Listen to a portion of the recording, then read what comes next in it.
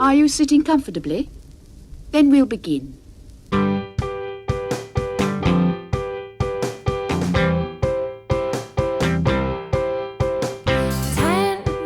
minutes left. Yeah, but there's still some time. It's not the final score. We need more than the numbers we're given. Show us you live and breathe the game. You're more than a name. That's what we came for. We can bring you more than the score. Every story. Let's take this thing off of the field into the real world, away from the numbers,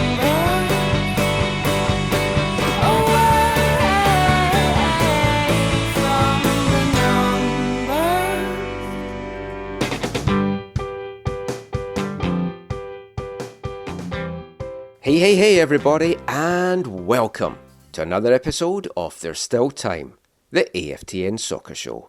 I'm your host, Michael McCall, and I'm joined once again this week by Zachary Adam Meisenheimer. What's my co-host ranking this week, Michael? In the power rankings, you're still number one. Sweet. That still has the same reward, right? Oh yeah, I haven't cut back your wages. You're still getting your 100% of what you were getting before. Sweet. I might even give you Steve's share as well. That's how generous I'm going to be. Don't tell his mother-in-law though. So, as is tradition now, we're going to be kicking off this episode by travelling around the world with Joe Corona. And, whoa, what a busy week. Football is back. And it's back in places that's not just Belarus. Yes, the K-League returned this week. Returned on Friday in Korea. Things kicked off with Daniil Henry's Suwon Blue Wings going down to a 1-0 defeat to Jeonbuk Motors. And Daniil doing what Daniil does, was reviewed for a handball in the box by VAR. It wasn't given. The more things change, eh? But did you watch any of it, Zach? Are you excited for K-League football?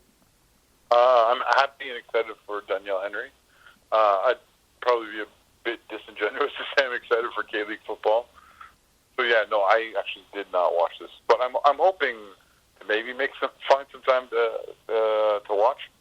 We'll see. But some of my life schedule has opened up some time, and so we'll see if I can watch that. But we're going to talk about the Bundesliga, so when the Bundesliga comes back, I'm going to do everything. Yeah, I'm pretty sure you're going to be watching that. Yeah, watch that as much as possible. I mean, there was some interesting things from the Korean one. They were actually pumping in crowd noise into the stadium just to kind of have some kind of atmosphere. That's wonderful. Do you like that? Or are you being sarcastic? I don't know. It sounds nice in theory. I don't know if I wonder if the players enjoy it, and I wonder what it sounds like on the broadcast. But. Yeah, I mean, you could hear it on the broadcast, but it was faint. It was so... Like, folk, I didn't watch it, but folk I was reading, they thought fans had actually congregated outside the stadium because it was that faint. I personally would rather just hear the players shouting, and I know there'll be lots of swearing and stuff that folk might not want to hear on TV, and some folk don't have an appetite for watching football with no fans, but I mean, Don Garber's talked about there could be some different things tried broadcast-wise. I really would not be surprised to see MLS do this when they come back. Oh yeah, they'll do something to try and match the empty stadium for sure. Yeah, I mean, I had no interest in the K-League before this. So I mean, even though it's the first league outside of Belarus to come back, I've still no interest in watching it. I know Daniil's playing there. I don't know anything about the league. I don't know anything about the teams. I know that's a little bit hypocritical by me because I didn't know anything about the Belarus Premier League, but I've fallen in love with some sluts, and I'm enjoying watching that. I just can't get excited about the K-League. Sorry. Is it because the K-League, all the teams are corporate names?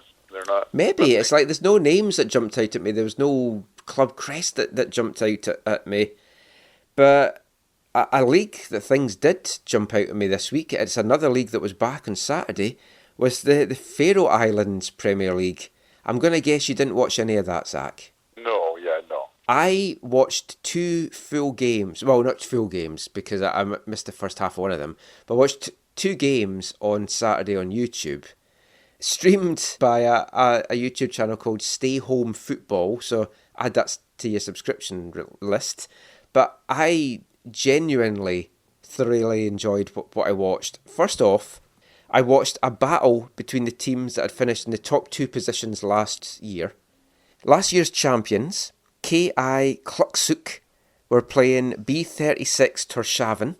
Now, B36 Torshavn are a team that have featured a lot in the early qualifying rounds of Champions League. So if anyone's watched that, they might know that name. I've heard of them. Yeah. And it was an enjoyable game. Goals came late on. It was a 2-0 win for B36. And yeah, there was some good stuff there. And I thought that was I had a quick look online. I thought that was the last game, and I'd missed the early games because that was at 9 o'clock. But the timings are weird, and lo and behold, a second game then came on the channel, and it was by the team that I decided to adopt as supporting, which was Vikingur Gotha. And the reason I went for them was twofold. One, their badge is fantastic. It's got a Viking on it, and to me that was great. But also, they were from the merger of 2 teams, and one of the teams plays out of Lervik, which is a lot like Lerwick in the Shetland Islands, which is a place that I've been to, and I loved the Shetland Islands on my trip there. So I picked them as my team to support. They missed the qualification for Europe last year. They were travelling to play AB Arger, and it was a 0-0 draw. But it was an exciting and entertaining 0-0 draw. I tweeted out that the games were on, and a few folk on Twitter started watching them. And like Gary that does the From Aways blog for Halifax, me and him were chatting about it. And I pitched the idea of doing a Faroe football podcast. He thought that was maybe a bit too niche, so we're maybe going to do a section on future shows about Faroese football. So, I mean, I'm pretty sure by the end of this we will get you interested in the Faroes. Away with the Faroes, we could maybe call the website. You might not be interested in Faroe Islands football, but I know you are going to be interested in Bundesliga. That is another league that I genuinely have never had any interest in, and I can't get excited for it. But they've been given the green light to return next week, and that is despite some players testing positive in training. The league has talked about, they know they've got a responsibility. They know that they've got the world watching, and they know they have to do this right, because if they don't do it right, it's going to set back not just this league, but other leagues quite considerably in returning. And Dynamo Dresden have had to quarantine their team for 14 days now after 2 players tested positive at training. Now they're in Bundesliga 2, they're bottom of Bundesliga 2, and they're going to miss the first 2 weeks of that season. For me, it's damaging to come back too early and then have to suspend things again if things go wrong. And I know the league know that is a danger. Hopefully nothing like that is going to happen. My fears will be unfounded. But I think it's a worry with what's happening with the likes of Dresden and then Cologne previously with some of their players testing positive. But the DFL have said today they're going ahead no matter what with coming back next weekend. Yeah, it's an interesting thing. In one sense, from wanting to watch, hoping to be able to watch some quality football, I would love to watch the Bundesliga. From a world perspective, I can live without Bundesliga until next year or next spring or whatever. If they're going to play it, I'm going to try and watch it as much as possible. And it's going to be on Sportsnet across the channel, so not just Sportsnet World. Oh, then I'll definitely be watching as much as possible. That's going to be fun. Yeah, I mean, lots of people don't. Dynamo Dresden has I think a bit of a unique flavor to their support, which might not be appreciated in all quarters. Because they're East German, aren't they? Yeah. Yeah. Except for the fact a few years ago, I think it was a cup match. It could have been a league match. No, I'm pretty sure it was a cup match. They had an early cup match versus Dead Bull, and they literally threw a head of a bull on the pitch, or from the stands into the behind the net. which was great. So that's unfortunate for them. I don't know what that means in terms of the 14 days having to miss a couple games. Are they going to be like? Do they just get? Are those forfeits then? Well, no, because it's not their fault, and they're already bottom of the league and facing relegation. So I mean, the cynic or the kind of conspiracy theorist might say, "Oh, that's very convenient." That they might say they might not be able to play their games because their players are having to get quarantined, because Cologne had players test positive, but they haven't quarantined their whole team, but Dresden's quarantined their whole team. It'll be interesting to see what happens then in terms of, like, do they get to play those games at the end or whatever? Yeah. Like Austria, for example, like they've said, if their league comes back and any player on a team does test positive, then their whole team has to quarantine for 14 days. And I think that is right. Yeah, Austrians are known to be pretty strict, I think. Yeah. In general. I mean, Austria and Germany, lots of close-knit connections there as well. Yeah, there's some. Yeah. I'm interested to see with Cologne if they're going to have Hennis at the matches. Do you know Hennis? No. I think the current guy's name is Hennis. He's their billy goat, right? They're the billy goat. Oh. The Geissbock. Well, I don't think it can get passed on to goats. I think it was just tigers and cats, so he should be okay. Yeah, so it'll be interesting to see if Hennis is in the stadium. Hopefully he wears a mask. Yeah. Now, we talked about Korea pumping in crowd sounds. Now, Borussia Mönchengladbach, they've been selling cardboard cutouts of supporters. It looks like full-size ones as well that's going to be in the stand. So that's kind of a unique and fun idea. Yeah, you think with, like, all the technology they have in terms of, all the advertising they can put on the screen that, like, covers up, or glass in ice hockey, or, like, even I know sometimes the side netting ones in football, they do some technology, I think, on camera. You think that someone's got to be developing some kind of thing to make the crowd, like the stadium, look full or something. Yeah. I'm pretty sure there's going to be a lot of kind of unique things that they look at, because all eyes are on Germany just now to see what it's going to be like. Is it going to be a success? Now, Soccer America, give a hat tip to them. They got the targeted start dates for a number of European leagues. I won't read them all, but it basically starts off with Germany on May 16th. You've got the likes of Hungary being next, and then the Czech Republic, Denmark, Poland, and it goes on and on and on to Finland on July 1st. So, I mean, so many of the leagues are looking at trying to get back, but if things go wrong in Germany, then they're not going to be back. I mean, elsewhere in the world, Australia, Carl Robinson and co. will be looking at an August return, with training returning from July. In South America, in Brazil, their numpty-headed president, Jair Bolsonaro, he wants an immediate return of the league, angering many when he said that players had little chance of dying from the virus, so they should return. The players have issued a statement saying that their health is paramount to any return, and it's still thought that it's going to be at least a month away, but there's some weird things happening down in Brazil just in general. Now, heading to the UK, Scotland's still a mess. Rangers revealed their dossier that they threatened to reveal with allegations against the Scottish League, and there were some interesting and some concerning things in that 200-page dossier. Oh, man. Yeah, but the smoking gun that everyone was waiting for was not in it. There was just some mild allegations, nothing that seemed too drastic.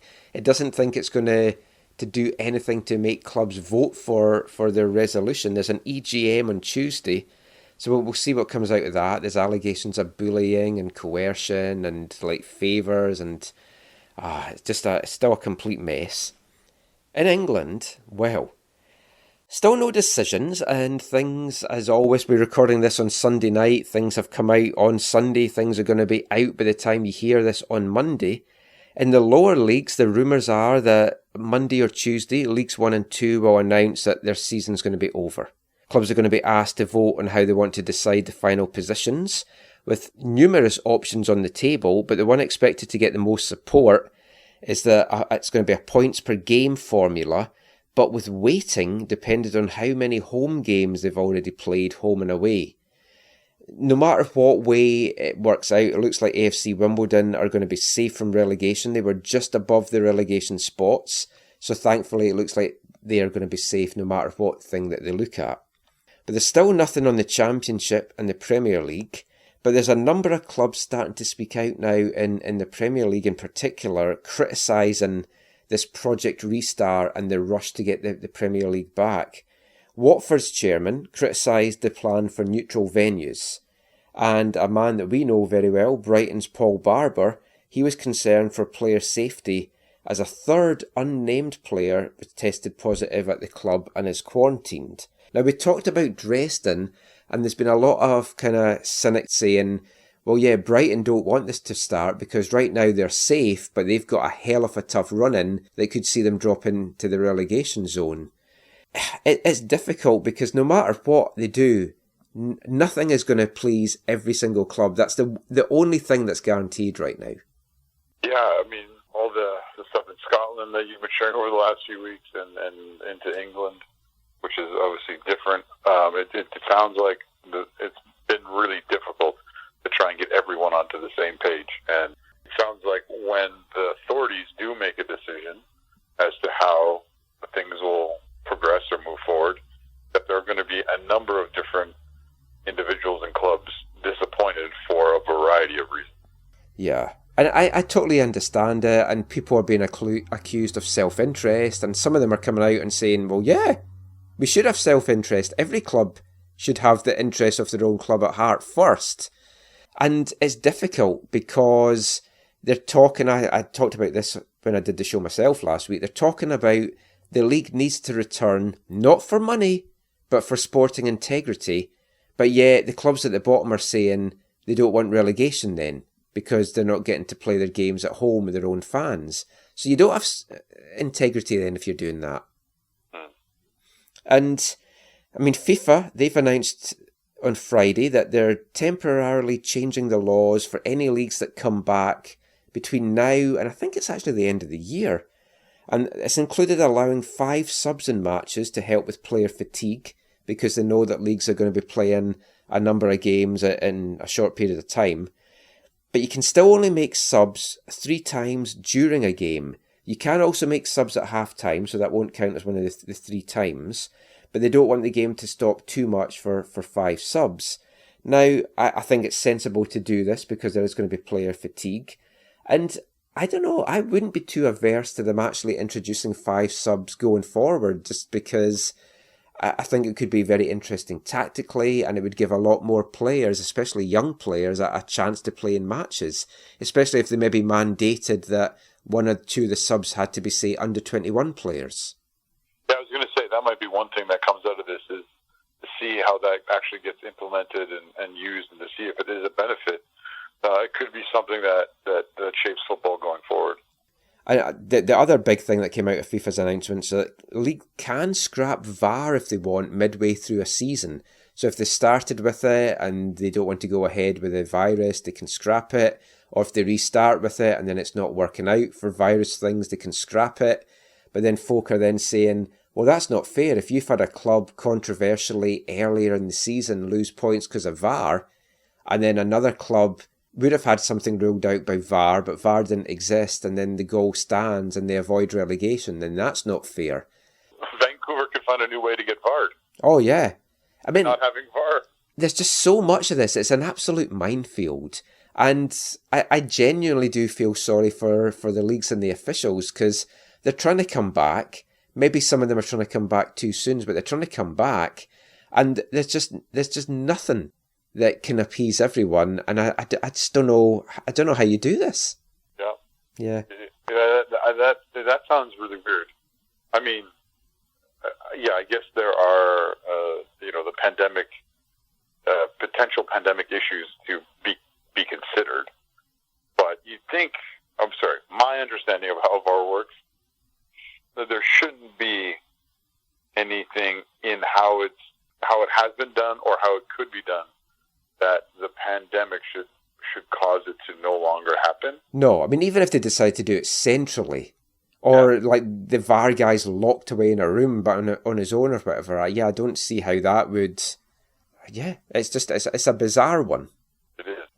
So that is pretty much it for our roundup around the world, but we can't finish our roundup around the world without heading to the Belarus Premier League and our weekly update from our beloved FK Slutsk.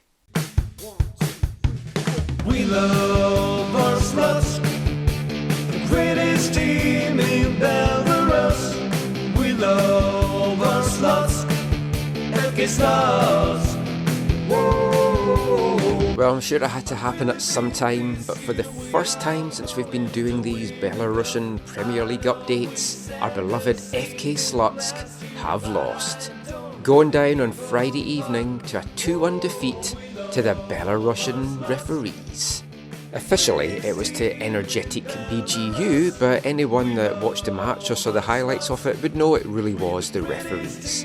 All the goals came in the first half, and it was Energetic that went 1-0 up in the 17th minute in controversial circumstances, as Yuri Kozlov was adjudged to have given away a penalty despite clearly winning the ball and knocking it away in the box, not even really bringing down the man afterwards, but the referee pointed to the spot, and up stepped Jasser Yakshibeyev to drill the penalty home past Boris Pankratov to make it 1-0 to the visitors.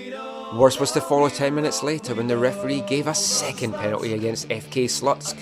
Vitalijs Trubila, adjudged to have committed a foul in the box, again a very, very harsh decision. Yakshibeyev stepped up to drill it down the middle this time. Pankratov got his hand to it but unfortunately could not keep it out.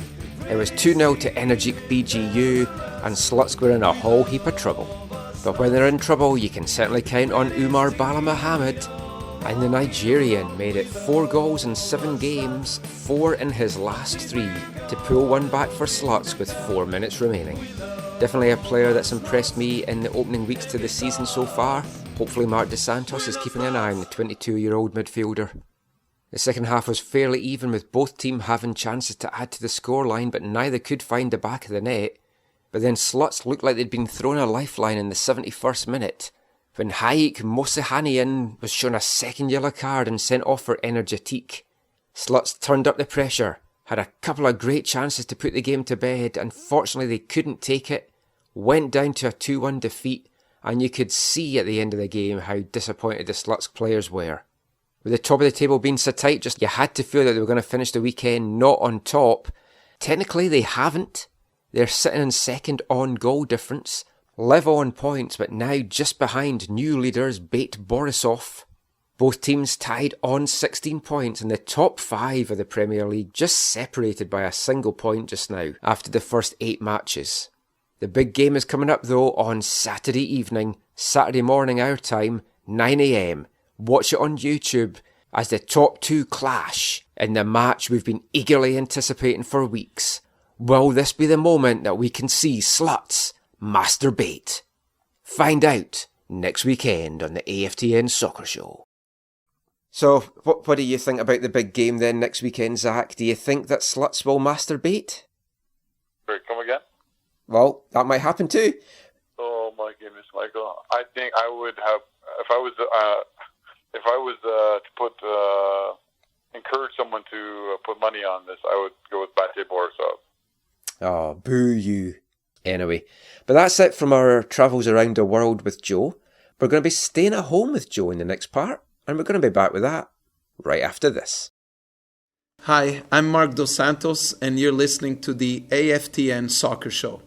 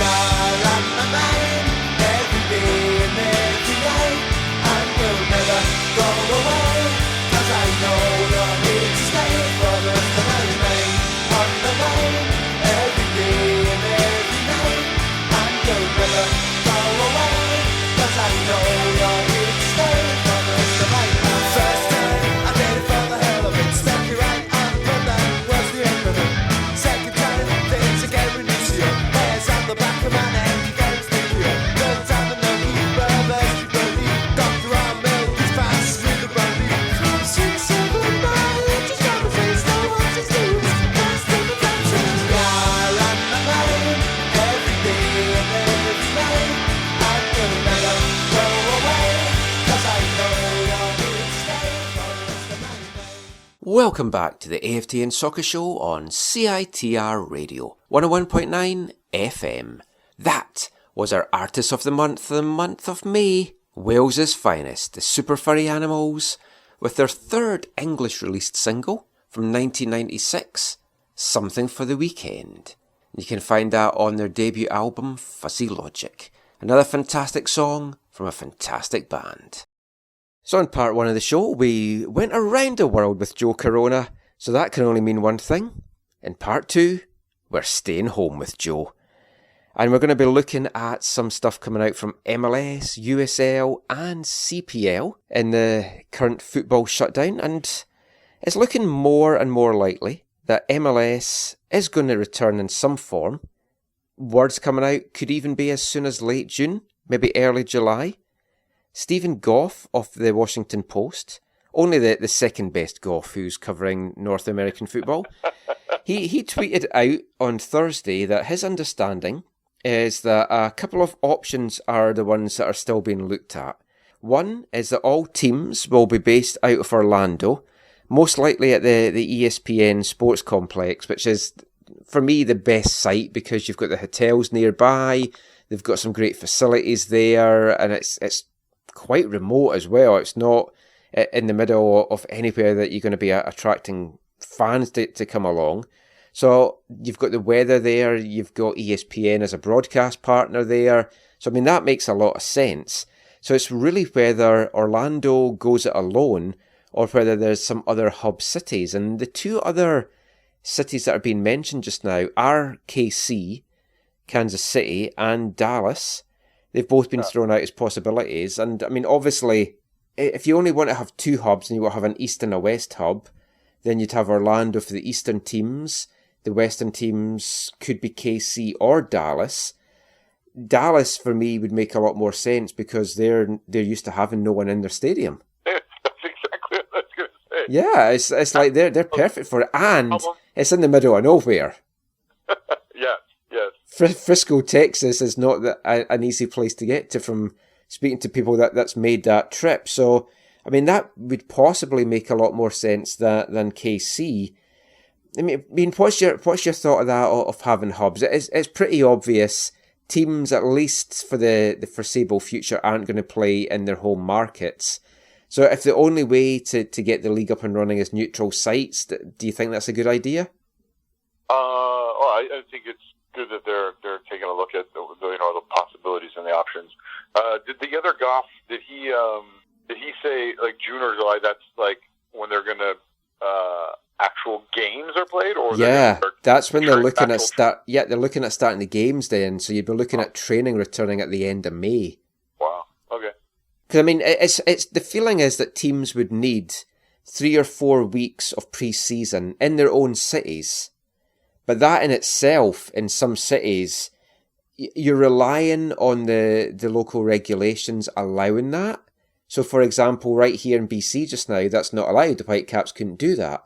Now, that they could make an appeal to the BC government, and that could get lifted. And from overtures that we're kind of hearing with regards to Vancouver being a hub city for the hockey league, I mean, the government seem open to that. So, I mean, they might say, yeah, as long as you're taking precautions. Now, the precautions would be that players would need to be continually tested. And if anyone basically tests positive, then they're going to have to quarantine.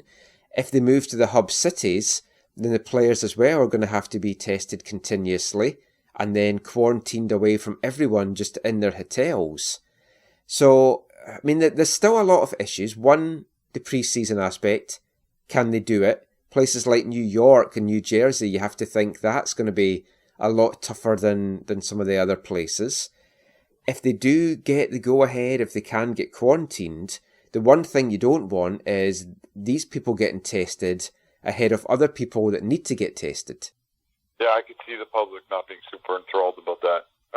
That's the big thing in England as well, because there's not enough tests for the front line and the NHS workers. So why would you be giving sportsmen these tests? Yeah, it feels fairly similar in the States, right, in terms of Yeah. They're not being as many tests as they want. I mean, depending on who you listen to, I guess. But, Oh yeah, but then you've got Trump, who came out and was bigging up the UFC going ahead controversially with their no fans meeting on Saturday night. And Trump said on Sunday, sports needs to get back. Sport leagues have to get back. And it's like, it's not as simple as saying they have to get back. There's all these other things that go with it. Yeah, I mean... You also have to get the players' union to agree to this. And I'd still like to see them make a stand, because I think it's unfair to have players away from their loved ones for so long. And I mean, players publicly are saying, well, whatever has to happen to get the league going, we're fine by that. But it's okay saying you're fine with it. Do that for 3 or 4 months and then see how you're feeling, and see how your wife's feeling, how your kids are feeling not seeing you. Yeah, it'd be the reverse of what they've had over the last months or whatever, yeah. Feast or famine. That might soften the blow, I guess, of it, but yeah, I don't know what's best. I kind of was, I kind of would be more excited about what we've talked about in the past, and I know what they have, at least someone, as it was Donnie G, or who expressed it. It's one of the things that they talked about in terms of like let's just have like a tournament to end this, like to count as the season. Yeah, for me that would be great. It would be exciting as well, and to give the Whitecaps a bit more of a level playing field, because when it comes to knockout football, or it might be group stages or whatever, but you've got a chance. Yeah, I've heard some people suggest like a World Cup style group stage. Yeah, like that would be. To me, that would be more interesting. If they're going to start playing games and you're going to watch on NC Stadium on TV, TV for 3 months, like, yeah, I guess I'll probably tune in. But I mean, not to sound, I don't know what, but I mean, there's meaning in the phrase, football without fans is nothing. Yes. And I'm not saying that to try and overinflate the value of supporters and supporter culture, but like I'm not super excited about there being football in North America with no atmosphere. Well, yeah. Well, for example, say Philadelphia Columbus. I have very little interest in watching that with fans in attendance, never mind in an empty stadium. I also think it's going to draw an attention. It has the potential to draw the attention to the actual level of the football. Yeah. Which, it has improved in the 25-year history, but still has a ways to go. There's going to be a lot of swearing heard, I think, as well. Yeah. But, I mean, one of the cities that is interesting being a hub, as we said there, is Kansas City. And I jumped on a call on Wednesday with Kansas City CEO Jake Reid. And this was one of the things that he talked about, and a few other things as well. So I'll bring you a little bit of audio from that call just now.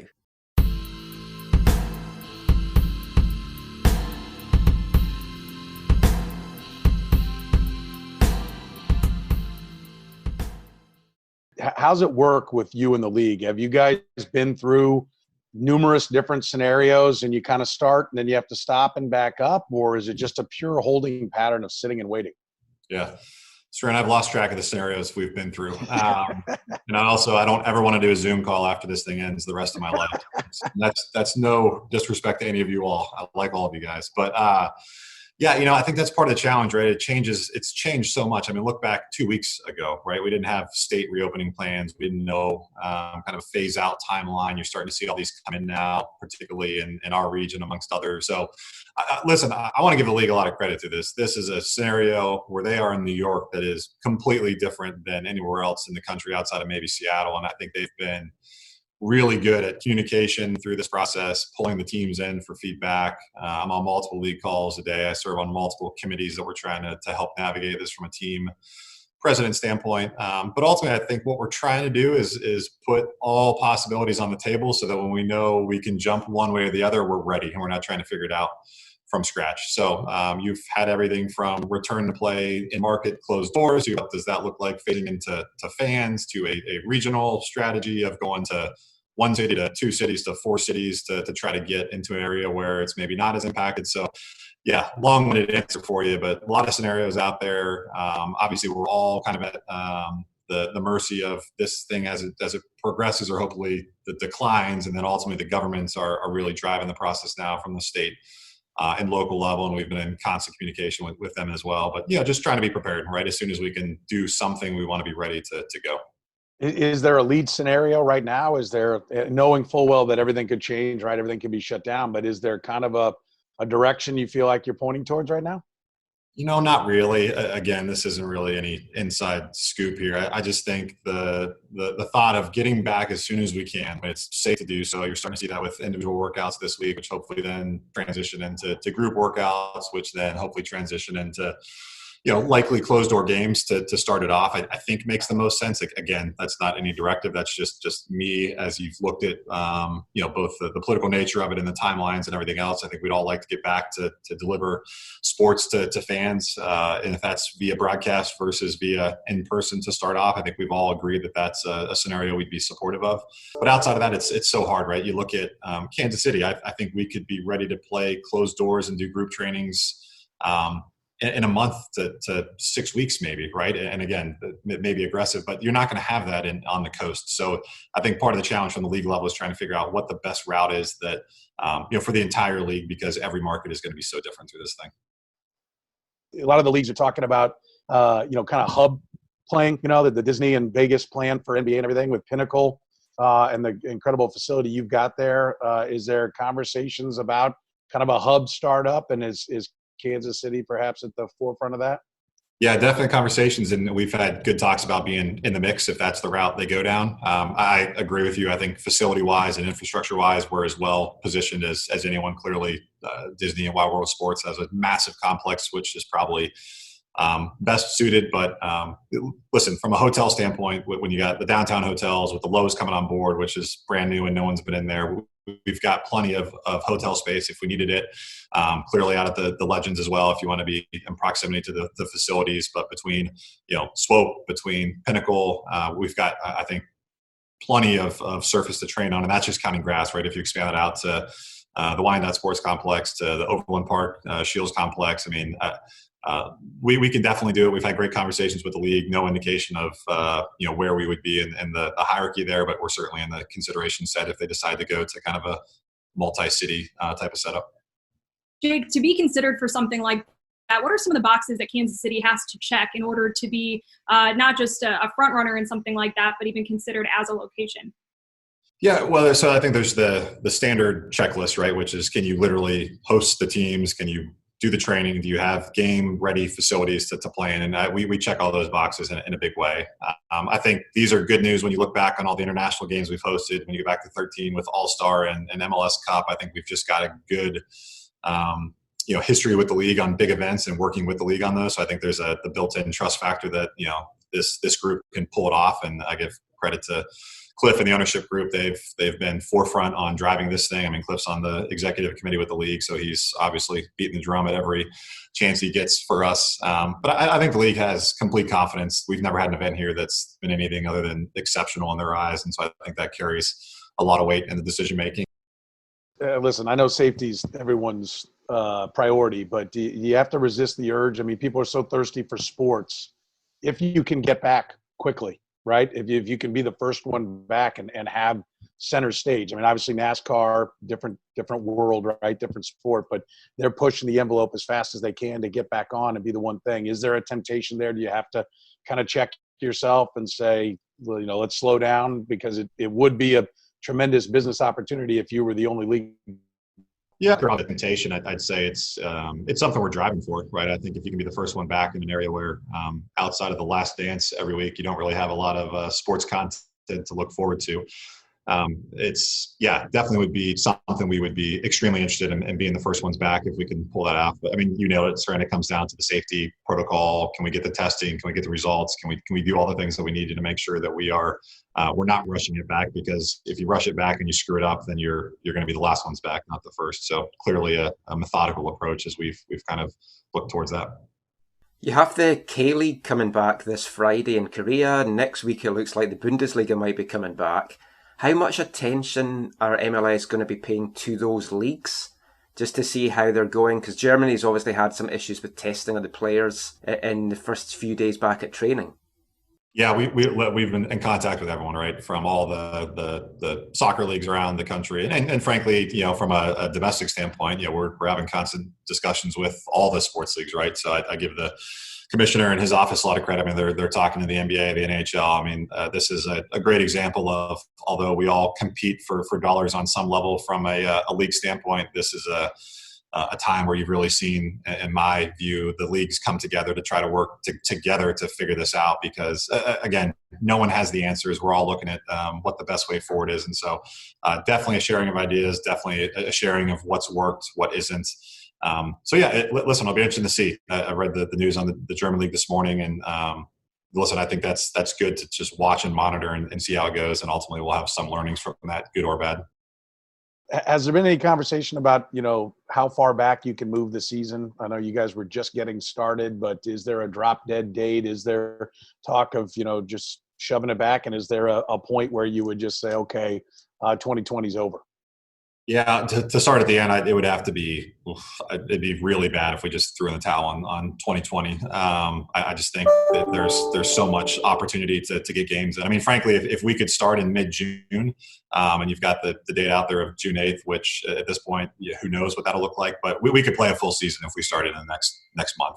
Will that happen? Who knows? I think as long as we could get something going on by late summer or early fall, we could put together some semblance of a season. Clearly, you're not going to get all 34 games in at that point in time. But for us, it's extremely important to do. You got to change a bunch of things in that scenario, right? Even right now, if we started playing, you're probably looking at a different setup for Open Cup, whether that's, do we play reserves? How do we handle that? You've got some of these competitions that you'd have to create some space for MLS matches being the priority.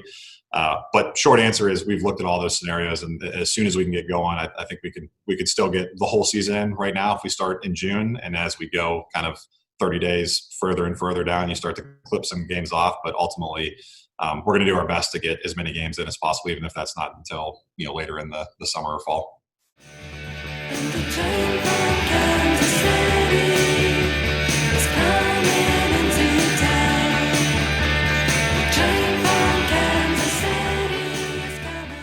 So Jake Reid, KC CEO there. MLS players, they're allowed to return from midweek last week for individual training where local regulations allow. KC was one of the places where the players were back on the pitch. The players have to be kept away from each other. There's lots of restrictions and conditions. They have to make sure that they don't cross their individual quadrants and all the different stuff that they've got in play. Now, we're not allowed to do that right off now in Vancouver because the local restrictions aren't allowing that. That could be changing soon. But that was something, another call I jumped on this week was actually with Axel Schuster. And that was one of the questions I asked him. We'll hear more from Axel later on in the show, but I wanted to know just what was happening with the whole individual training aspect here in Vancouver. So here's what he had to say about that.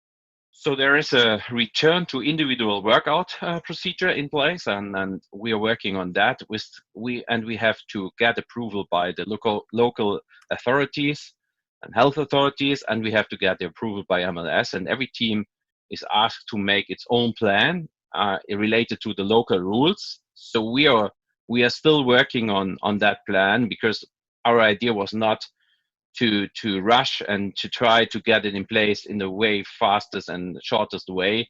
We want to get it in place in the right way and having a plan that makes sense for our market and for our team. But right now, only to give you an impression, that doesn't mean that we are allowed to kick a ball around. So right now it's an individual workout. Return to individual workout means that we are allowed to bring in the players to our pitch, not to our facility, only to our pitch at UBC, and that they can, with respect to social distancing and with a very restricted number of players, 4 players in the same time on one pitch, every player gets a quarter. So in this quarter, they can make an individual workout. What for sure is already a step ahead that in relationship to doing that workout in their condos. So you can do it. And for sure, it helps us all to do it in a better controlled and planned way, because I really address to the players also today to respect the rules and to be very careful.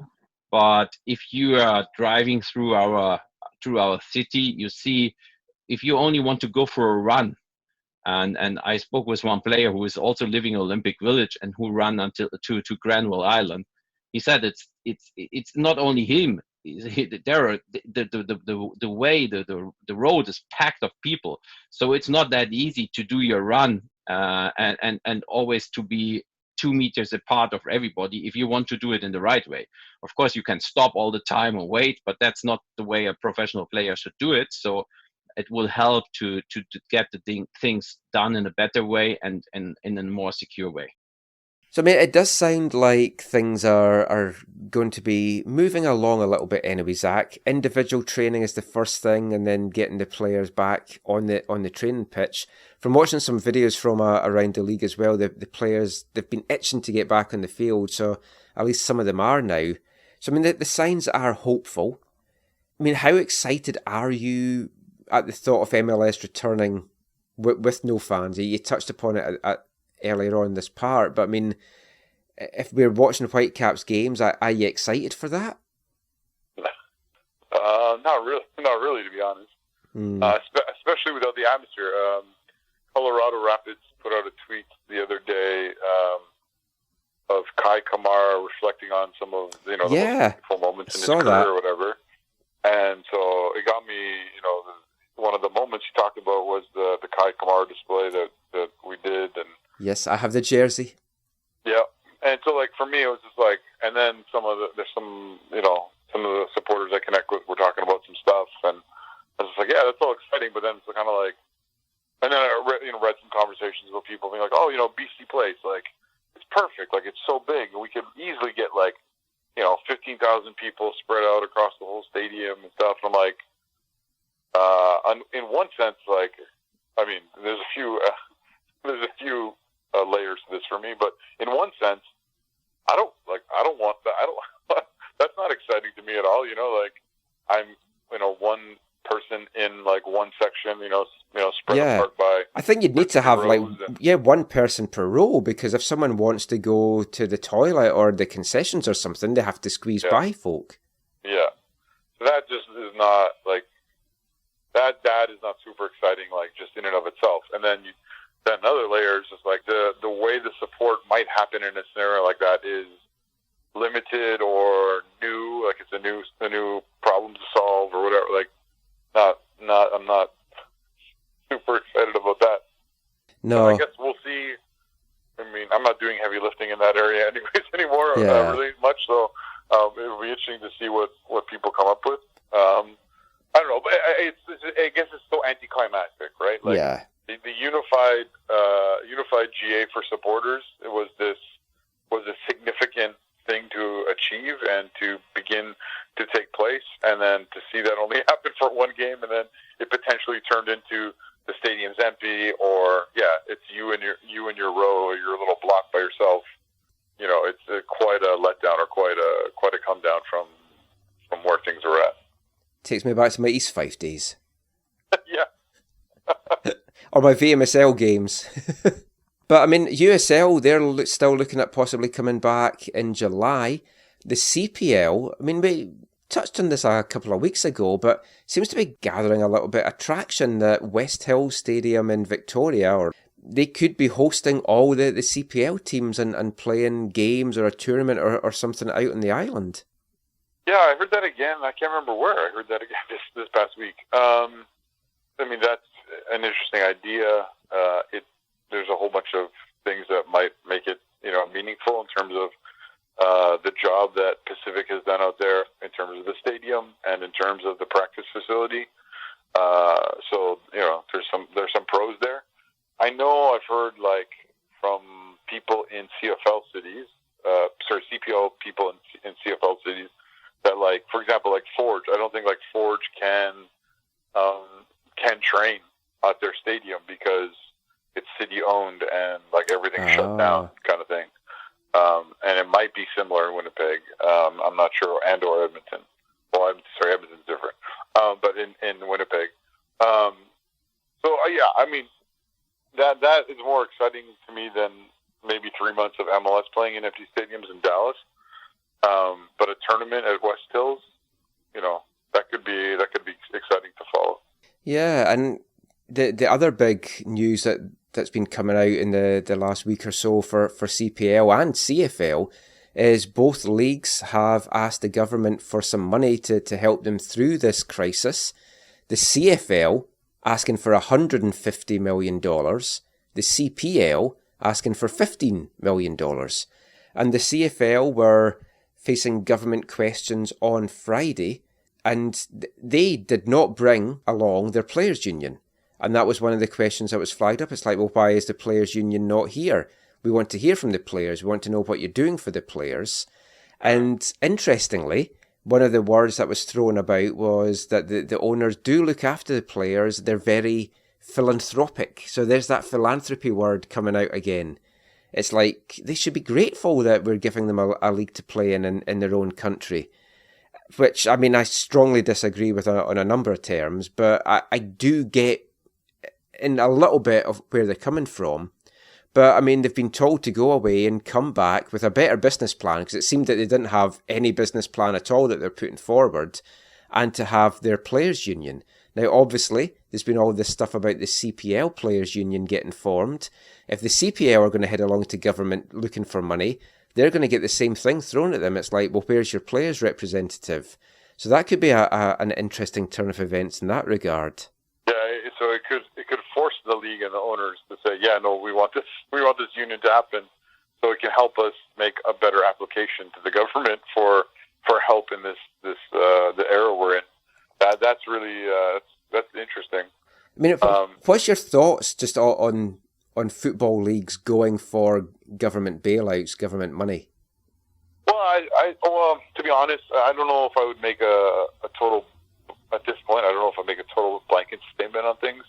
I think there's a reason, there's a validity to look at things on a case by case basis, and I know that is probably favorable to something like the CPL. Yeah. And the reason I would say that is it's a brand new league, right? Like, it's not something that is even fully established in the communities they're in. And also because the cost. That $15 million is not even, well, with Ottawa is not even $2 million a team, right? Which is, in essence, is the majority of their operating budget for the year. I've been told, I think it was $1 to $3 million is what you need to plan for your operating budget for the year. So I understand why they're asking for that amount. Whether or not they can justify that to the government is another question. But I think having a player's voice there would definitely go a long way based on what the response the CFL got. Yeah, and I mean, one of the ministers said he'll be saying exactly the same thing to the CPL. So at least they're forewarned, and if they go without that, then that's not going to be good for them. No, and remember, this is partly happening because there is an element of a symbiotic relationship between the CFL and the CPL, right? Yeah. Because of Winnipeg and because of Scott Mitchell, right? Scott Mitchell in the CPL is the individual who helped push this forward and make this happen, not just out of a vision and not just out of a will, but out of finances. For those who may or may not, or those who may not know, he is the financial backing of Halifax as well as Forge FC. So, so there's at least three of the original 7 teams are backed by CFL money, and there might be one other one that I'm just forgetting about, but those ones for sure, those 3 for sure. So how as the CPL or as the CFL goes, that impacts the CPL at least a little bit. I mean, we'll see what happens. I don't know when they're meant to go and speak to government, but I'm sure it's going to be pretty soon. And yeah, we'll see what the next week brings, because things just are moving so fast right now and just changing on a daily basis, really. Yep. I know the players from all the teams are just really wanting to get back on the pitch as soon as they can. And it is tough for them because this is this is their life, this is what they know, this is what they do on a day-to-day basis, and their whole routine and everything has been taken away from them. And it's hard for them all. You have to also spare a thought as well for guys at various clubs that have just arrived at their clubs, just arrived in their cities, and still getting to know their teammates, still getting to know their new environment and everything, and then all of a sudden they end up in lockdown. We've got that here in Vancouver with 3 players, Leo Obuso, Janio Bikel and Ranko Veselinović. Now, I spoke to Janio a couple of episodes ago. He just arrived, had a couple of training sessions, saw some time on the pitch against LA Galaxy, and then in lockdown. I mean, the situation's even worse though for 21-year-old Serbian centre-back Ranko Veselinović. Ranko came to the Whitecaps on loan for this season from FK Vojvodina in the Serbian Superliga. There's a big delay in getting all his paperwork sorted out with Canada immigration and everything. He'd finally arrived, was just looking forward to getting up to speed with the rest of the team. We were all looking forward to seeing what he could do on the pitch. Hasn't had a chance to show that yet. So, I mean, how is he coping with everything just now? And does he regret making this move? What made him want to come to MLS and to Vancouver in the first place? Well, I got a chance to chat with Ranko on the phone this week to ask him about that, look at his background over in Serbia, and a few more things beside. So let's hear now from Ranko Veselinović.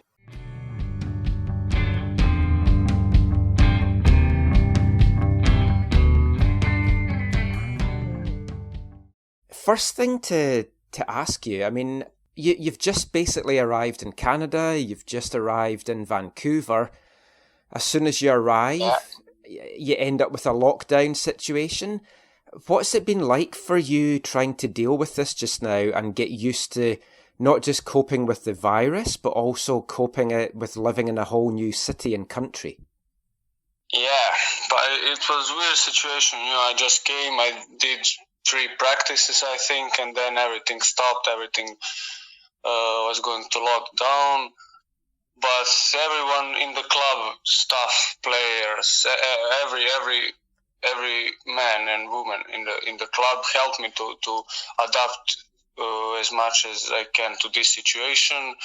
So now I'm in my apartment. I'm doing what everyone else doing, staying in my home, staying safe, staying healthy. That's the most important thing. Staying fit. That when we come back, I can play my games. So that's the stuff. Everyone now is the same position as me. So we need to stay fit for our challenges that are coming after this situation. And are you over here on your own just now, or are you over with a girlfriend or a wife or anything like that? No, I'm alone. I have a girlfriend in Serbia. I'm alone here. Okay.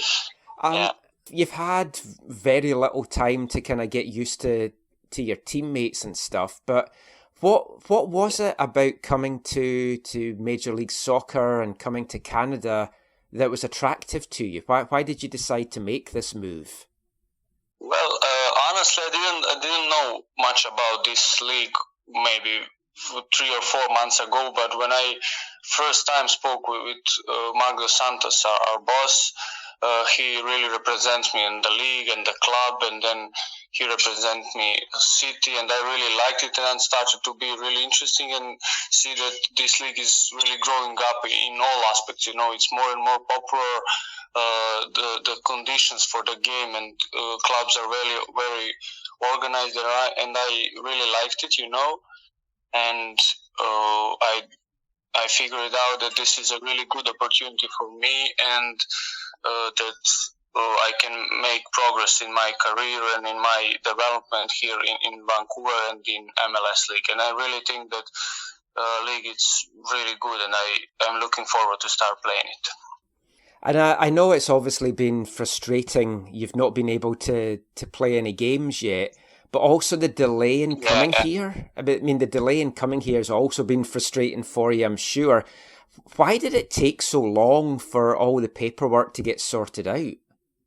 Yeah, it was frustrating, but I don't know why it takes so long. It's Canada rules, I have to do a lot of paperwork to wait for my visa, and it really gets frustrated me. But I'm happy to be here, and I'm happy that I be able to get here because before this situation, and now I'm here. That's the most important thing. And now we're in lockdown, but I need to be patient, because I hope soon this all be done and we can back to the field. Now, we haven't had a chance to see you play here. A lot of us will have kind of seen little clips on YouTube or whatever. So for anyone that doesn't know much about you, how would you describe your playing style? Or do you like to play with the ball at your feet? Are you quite an aggressive centre-back?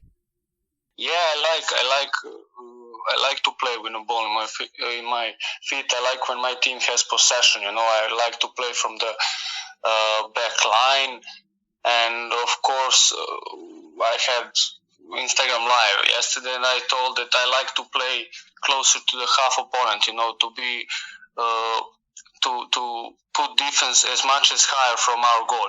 That for me that's the modern football. The central backs today has to know play. When our team has the ball, you need to make a game behind the ball. That's really important in today's game, and I like to play in that way.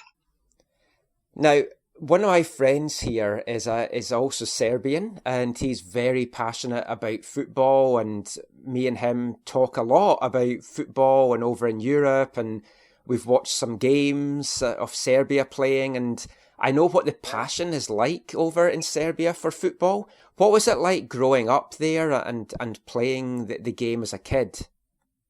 Yeah, but in Serbia, everybody likes football. Everybody is really passionate. It's in Serbia. Football is everything about winning. When you win, everything is great. When you lose, the situation is tougher. Fans are really strict in Serbia, and it wasn't easy to play in that environment, in that league when you are a young player. It's a lot of pressure. It's a lots of tough situations, that you have to deal with it. But we grew up in that environment, and we used to deal with that pressure and all of this stuff. Yeah, and I guess when you were growing up, you missed all the stuff with the wars and things. But I mean, what was it like as a child playing football there? Were the facilities good? Well, here. Facilities and stadium are much high level. Here is everything newer, everything is better. In Serbia, Serbian league has problem with that. The many stadiums are bad, many pitches are bad, and facilities, they don't put so much money in it. That side, football in Serbia is in problem. We need a much changes in that side of football. Yeah. The Serbian Superliga, again, that's going to be a league that not many people know very much around. What is the quality like? I mean, you've maybe not seen much of MLS, but I mean, how do you think it compares to MLS? Well, I think MLS is faster. It's more transition in their game as much as I can see. But Serbian league is a little bit physical league because there's a lots of defense, there's a lots of fights. Everybody goes for a win. The most important is result, and many teams who are weaker than our team, they just defense. They don't care if they don't have much ball, because they only need points and result. And you've made some appearances for Serbia at youth level and under 23, under 20 level. What did it mean to you playing for your country? Yeah, that I said many times. Those games are most beautiful games for me. When you go there to represent your country, when you sing anthem. When you know that your families, your friends, whole country watches you, that's something special, and I really like those games, and it really meant to me in my experience, and in many ways it helped me to grow up in my personality. Yeah, and I mean, when did you know that you wanted to be a professional footballer? Was it something that you wanted to do from a very early age? I liked football from my youngest age. I started to train when I was 6 years old, and I really liked it from the beginning. Of course, in the first period, it was just game. My parents always told me that I need to be good at school. They didn't want me to just go from the youngest stages to go to football. You never know how it's gonna be. But when I was go to the close to first team in my club, Vojvodina, I started to think, maybe I can be the professional footballer. And obviously you're just here at the moment on a 1-year loan, and I mean, no one really knows what's going to happen with this season or beyond that. But from what you've seen so far, do you think this might be a place you'd maybe want to stay for a couple of years? Yeah, of course. That's my goal here, to play those 12 games which I have to play to activate my contract here, and that's my goal. And I really want to stay here for many years after my loan. The club, it's really great. I really mean it, because everyone here in the club are really good to me and really helped me to adapt to this new life. Well, that's great. Thank you so much for your time today, Ranko. I hope you're staying safe, and hopefully we get to see you play in a Whitecaps jersey real soon.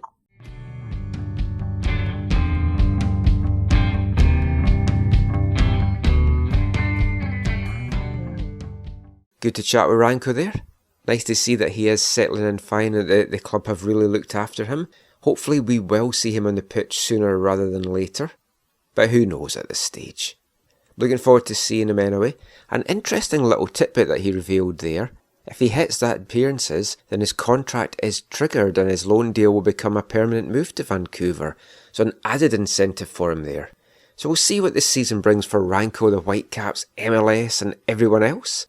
We're going to be back with our feature interview for this episode and kicking off our 3 of a kind competition for this week as well. We'll be back with all of that after this. Hi, I'm Alfonso Davies and you're listening to the AFTN Soccer Show.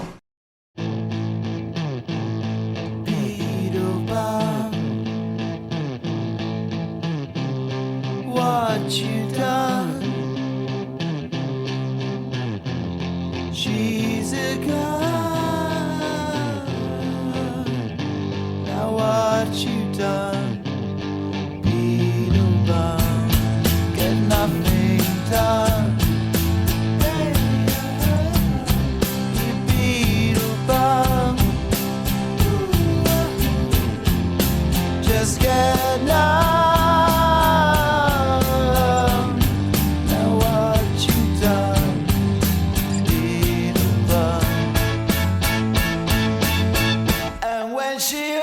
Slip away.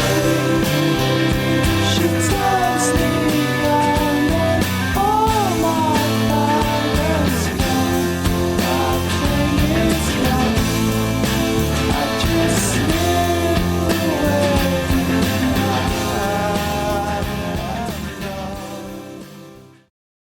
Welcome back to the AFTN Soccer Show on CITR Radio 101.9 FM.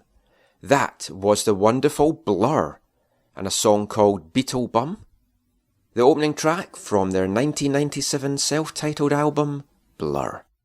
That was also the first of tonight's 3 of a kind songs. Now for anyone that didn't listen to last week's show, what I've decided to do, maybe just for this month, we might keep it going for a little bit longer, is the songs that we're going to play that introduce parts 3, 4 and 5 are all going to be linked in some way. Your job over the next couple of parts is to, first of all, work out what that link might be. And in some of the cases, you might get it after the second of the 3 songs. And if that is the case, try and work out what the third song might be that we're going to play at the start of part 5.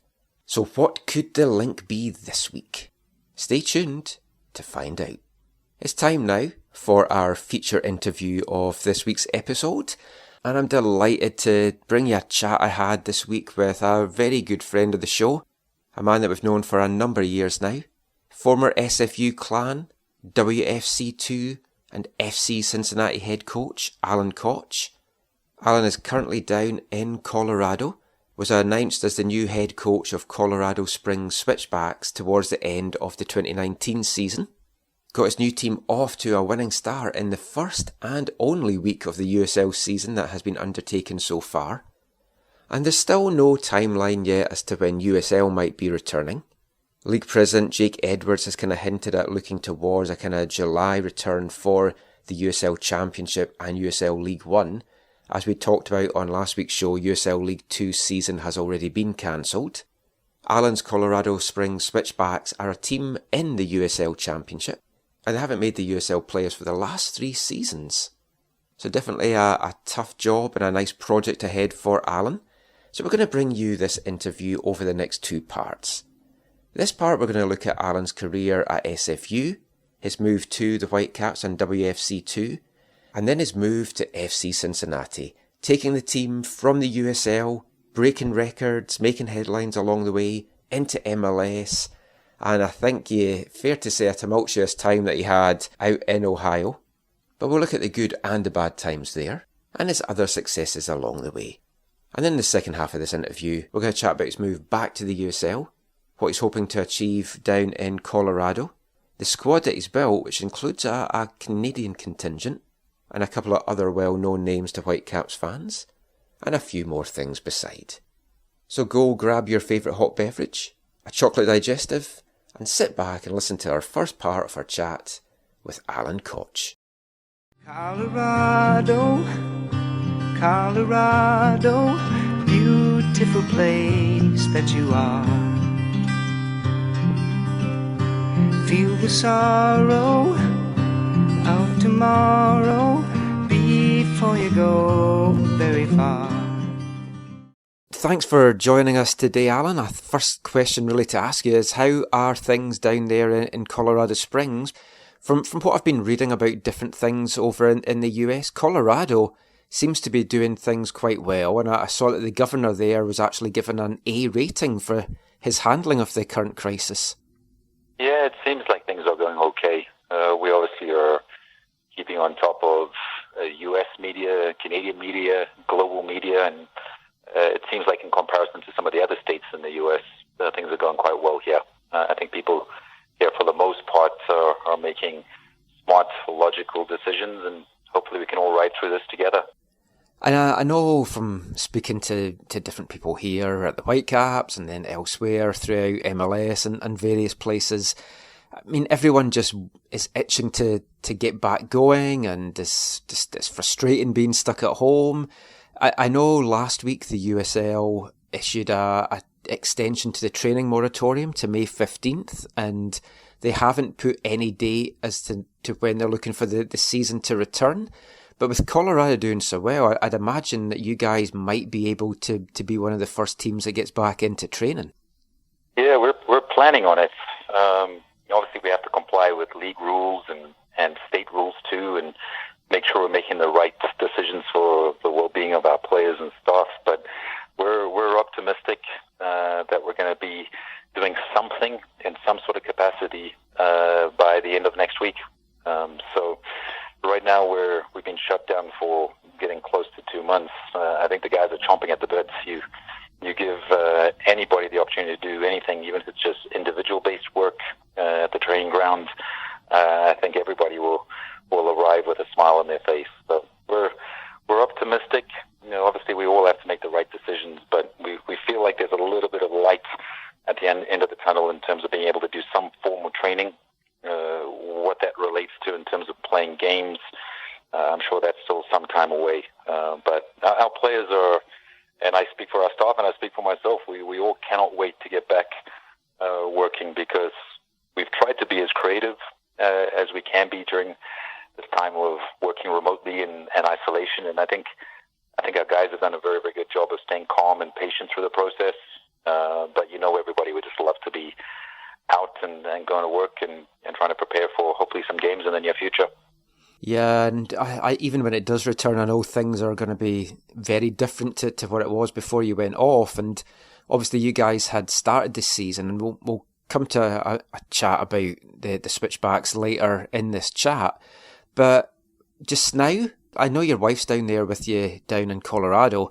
What's your kind of average day? What does that look like for you just now? Yeah, it's interesting. I think I'm very fortunate to have my wife here with me. I think being down here by myself would have been challenging. I think anybody being by themselves is challenging, and our family's spread all over the place. Our youngest daughter's back in Vancouver, our oldest daughter's in Ireland, and thankfully they're managing okay. But we're here just trying to be responsible citizens and hope everybody gets through this in as quickly a time frame as we can. But we have our good days, we have our bad days. I think like everybody does. There's days where you feel like you're getting a bit of cabin fever. We're here in a nice apartment, but we have our house back in Vancouver, and probably the only time in my entire life I could safely say I'd love to be outside doing some work in the garden or cleaning the gutters or doing any of those chores that I would normally hate to do, and I certainly wouldn't have any positive enthusiasm to do, but I would gladly be doing things like that right now, which I'm sure hopefully people that are in their houses and have a little bit of spare time, they're probably utilizing it in a positive manner. Yeah, I'm glad I have a dog because it gets me out. It forces me to kind of go out and get some fresh air as opposed to just kind of sitting in. And yeah, I mean, it's going to be interesting when things do return. Obviously, we've known each other for a number of years, going way back to your SFU days. And one of the things that is quite good from this time is it's given me the chance to kind of sit down with people and kind of do kind of career retrospectives and just look at everything from start to finish. So we'll do that with yourself today. I mean, we'll kick off with SFU. I mean, it seems an age ago now that I was watching your teams up at SFU up the mountain, and I mean, looking back at those times, it must be still some of the happiest times of your coaching career. The success that you had with those group of guys making the Final Four in 2012 and 2013. I mean, great achievements. It's bizarre that we're talking today, and I appreciate the support along the journey. You're one of the few people that have been there, and we've chatted through SFU and through the Whitecaps and Cincinnati and now Colorado. So I personally appreciate the support, and I thank you for that. But what's incredibly bizarre is this morning I was on a Zoom call with the SFU team, which I've been doing a lot of interviews and a lot of podcasts, and that was one that was probably one of the most enjoyable ones I've done, because I wouldn't be where I am today without SFU. SFU as a player 25 odd years ago, I'm feeling old, but obviously starting the coaching journey there as an assistant coach, and then through those magical 7 years as the head coach. So it was fun just catching up with the coaching staff and the players, and Clint asked me to discuss winning mentality, and I think that's something that we really focused on when I was at SFU, and it's something that I was fortunate to have there. We won a lot and have been able to carry that over into other environments too. Yeah, I mean, it's been a strange couple of seasons for the Clan, because they run away with the division most of the time, which they did back in your day as well. And then the playoffs, it's just, I don't know whether it's just not getting tested enough during the season that they then face these teams, or I mean, obviously, we talked at the time the frustration of not being able to have home games at home. I mean, all those scenarios. I mean, I know you've kept in touch with the team the last couple of seasons, and you won't want to say too much because Clint Schneider's a good friend and he's doing a good job there. But what do you think it's going to take to kind of push the team to maybe make another deep run in the playoffs there? What I probably couldn't say when I was there as a head coach, but I'll say it now, is a level playing field.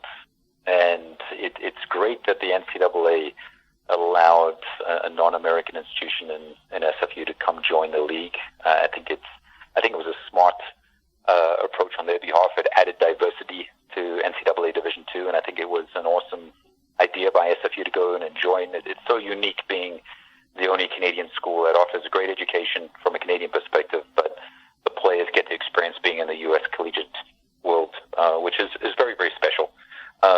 But I think something that definitely hinders the soccer program and a lot of the sports up at SFU is the inability to host games in the postseason. Even when you earn it and you deserve it, you're not able to do it. Yeah. And it makes it very, very difficult, because if you have to play away all the time, we managed to have success in 2012 and 2013 when we went to the Final Four. But my last year in 2014, we lost in the first round on the road. and it's not easy for a team like SFU that has such a strong academic university behind it for these players to be traveling all the time. It wears you down significantly during the year, and if you earn the right to host, you should be able to host. So I would implore the school to continue to push for it. I would implore the NCAA to have open minds and open hearts, because I think it was very beneficial for them to allow non-American institutions to come join the league. But now that you've had the school and certain teams at the school have success, they deserve to be rewarded by hosting. And I think if you do host, obviously in a lot of sports, and our sport is one of those sports, when you do have home field advantage, it does set you up for success a lot of the time. So I think the team can go on the road. I think you have to have a certain mentality and a certain strength as a group to have success on the road. But if they do earn the right to host, they should definitely be allowed to host. I mean, when I look back at those teams in 2012 and 2013 and some of the players, I mean, there's a frustration as well. And it was the same with UBC at the time, who were doing really well. You had these guys coming through and there was just nowhere for them to go. And obviously the whole soccer landscape's changed now throughout North America, and especially here in Canada with the Canadian Premier League. But you look at some of the guys, I still watch Carlo Basso scoring lots of goals in the VMSL regularly. But that feels like it was a kind of generation that missed out on the chance to be professional footballers. Yeah, it is. You know what, timing in life is everything. And unfortunately, I think we had some excellent players at SFU then, but UBC also had some excellent players, and other programs around BC also had quality players. And I think, unfortunately, those players didn't get the opportunities you would love to have seen them get. And that's certainly a little bit of a negative, but unfortunately the CPL wasn't in place for those players, and they almost do feel like a little bit of a generation that missed out. Thankfully for the next generation, the players that may be 5-6 years younger, they're getting opportunities that the older players didn't get. And I'm a firm believer is players need opportunities to grow. And I think that's a positive byproduct of the CPL. And wherever Canadian players, or any players for that matter, can get opportunities, that's when you're allowed to flourish. And if you don't have those opportunities, it's very, very hard for players to achieve their goals. Yeah, and I mean, you left SFU to go to Whitecaps too, and that was meant to be one of the bridging gaps. And we won't talk too much about the time at the Whitecaps, because we spoke so much during your time there. But I mean, looking back on those times, that first season was tough for everyone. I mean, you're building a team at the last minute. Just in general, the 2 years that you spent there, was it a weird feeling to be a coach of a team, but yet you didn't have the overall say in the team? Because Robbo would be telling you what players had to play or who had to get these minutes, and maybe you didn't know what players you were going to get until the day before a game. Yes, and I think particularly in 2015, I started working with the Whitecaps and helping Robbo and the staff in 2014, starting to scouts already for the January draft. So I was around them. I was at training with the first team, and we started building relationships, which was a big positive. But I think that first year, in terms of, I only got the job, I think it was late January, I believe. Yeah. And really just having to work with what we had. We just had young players there at our disposal, which I love playing young players, but it takes time for young players to learn how to win in the professional game. And then it was just a mad scramble to see what we could add to the group to supplement it. And the part that I really place a big value on in development is not just the young players. It's who do you surround those young players by. And we didn't have those players in 2015. We were scrambling. We had a few decent players. We just didn't have enough. But having the extra time to prepare for the 2016 season is really what set us up for success. And that's, you'll probably hear me say a lot about that, but preparation is everything in this business. But you need time to be able to prepare. And having that extra time and suffering, to be brutally honest, in 2015 we suffered. Oh yeah. We lost games that were not fun to lose, and I'd come from maybe in the previous 10 years I'd lost less games than the number of fingers I have. And we lost a lot that year, but suffering like we did, we learned a lot from that. And I personally learned a lot from how important it was to have a strong, experienced spine. And getting that spine the next year allowed us to have more stability as a group, but it really allowed the younger players to flourish.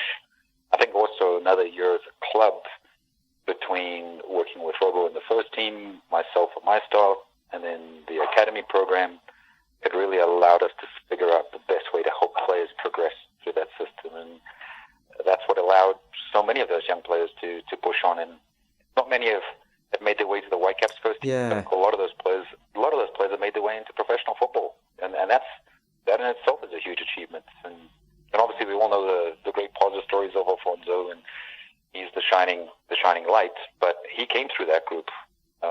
So I think that group was highly successful, not just in our results, by going as far as we went in the playoffs in that 2016 season, but also in terms of developing players. Those young kids just got better right in front of our own eyes. Yeah, and so many of them are now together on the island with Pacific FC and doing well, and it's from that time spent at WFC too. And yeah, I mean, you touched on Alfonso there. I mean, you'll always be the coach that gave him his first professional minutes. And what was it like working with him back then? I mean, it was clear he had something special. When I saw him playing for the residency, it was clear he had something special. And then seeing him just turn it on in the pro environment, it was maybe a couple of games before he kind of clicked. And then once he did click, you knew this was a guy that was going to go far. You could tell right from the very beginning. You knew he was destined for something. I think anybody who says, he was destined to be great right away the first time they saw him is that's exaggerating a little bit, because you can never really tell, but you could tell you had a special kid on your hands. Yeah. He wasn't phased by anything. Yeah. He in the U16s, and he'd go out and he'd play with a smile on his face. He'd do it in U18s. He'd do it in the USO. He'd do it in the MLS. But his mentality was just different. He was a kid who, I loved having chats with him, because you almost had to pull him back all the time. We would be training with the USO group, and he'd be like, well, could I go train with the U16s this afternoon? Yeah. And at first you're like, well, no, that makes no sense. We want to monitor your workload and make sure we're doing all the right sports science things. But there were certain moments where you just had to manage him for being a young 15-year-old. It was like, you know what, go back and train with your friends today, because you wanted to keep him happy, because he was doing everything we asked him to do. But you had to make sure you took care of his mental health at the same time. We could have broken him by pushing him on too quickly, and I think that's why at first I had him on the bench a few times. We increased minutes. We included him. That sometimes we sent him back to the youth program. And I think it's almost, you go 2 steps forward, 1 step back, another 2 steps forward, 1 step back, but you're still going forward. We had to hold him back at times, but you could tell he was ready to sprint. And it's been fascinating and amazing to watch his career growth, and incredibly excited and happy from where he's heading. Yeah, definitely. It seems to be on a non-stop upward trajectory. I actually remember being at WFC2 training one morning, and he was there, and then I'd gone to residency training in the afternoon, and they were having a scrimmage, and he wasn't playing, but he was their water boy and just bringing water to them. And I mean, it just kind of shows the kind of guy that he was. He just wanted to be there with his friends. I think he's still like that today.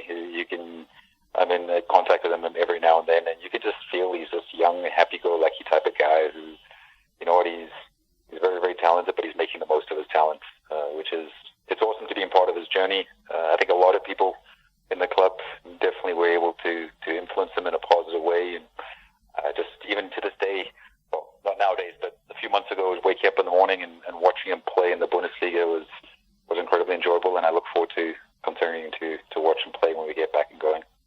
And I know, like, hindsight's always a great thing, but I mean, you look back at WFC2's time, and obviously it lasted 3 seasons. You were there for 2 of them. The stadium project fell through in New Westminster. Do you feel if that went ahead, things would have been so much different for the team? Probably. It's hard to say, but you obviously, when people are investing in something, invested in something, there's more likelihood that it's going to stick around. And we'll get to Colorado in a second, but we're building a brand new stadium. Yeah, which we live through very challenging times now, but you know there's still light at the end of the tunnel, because there's something that people are committed to. So I think if the stadium had gone through in New West or anywhere for that matter, I think people would have felt more vested in the project. When people have sunk direct money into things, obviously people are a little bit more willing to give it time to see how it works. But I understand the decision the Whitecaps made in the end. It's majority of things in this business, as in life, are financial based, and you have to weigh up the pros and cons with every venture. And you left the Whitecaps at the end of the 2016 season, and like part of me was a little surprised because you'd had such a good 2016. But from knowing you, I know that you like the challenge and new opportunities and everything like that. What was the main driving force behind you going then to Cincinnati? Because initially you were going as an assistant coach, but primarily the director of scouting and analytics. Was that just something that had really interested you for a while as being a job? Yeah, you know what? I know people use this word a lot in football, but it was a project because the club had shown in a very small amount of time that there was something there. They weren't getting out of this world attendances in the first year, but they were getting impressive crowds for a first-year club. Yeah. And I had a close friend who was working at the club, and he kept telling me about this is the vision, this is where they wanted to go. And then eventually when I got flown out there for an interview, you could see, yes, it was a USL club, but you knew it was destined to be an MLS club. You could feel and see the vision of the club already at that time. And I just want to be part of something. Whitecaps, too, already at the end of the second year, were in a little bit of a precarious position, and we weren't quite sure exactly what was going to happen. So that's what led me to explore and look at different opportunities. But going to Cincinnati was an awesome opportunity. It was just an opportunity just to run in, grab something with both hands, and just influence something every single day, irrespective of role. I went there. I think some people might have thought I was nuts. I was leaving an MLS club where I was working closely with Robo in the first team, but impacting obviously a lot of the young kids through the player pathway with Whitecaps too.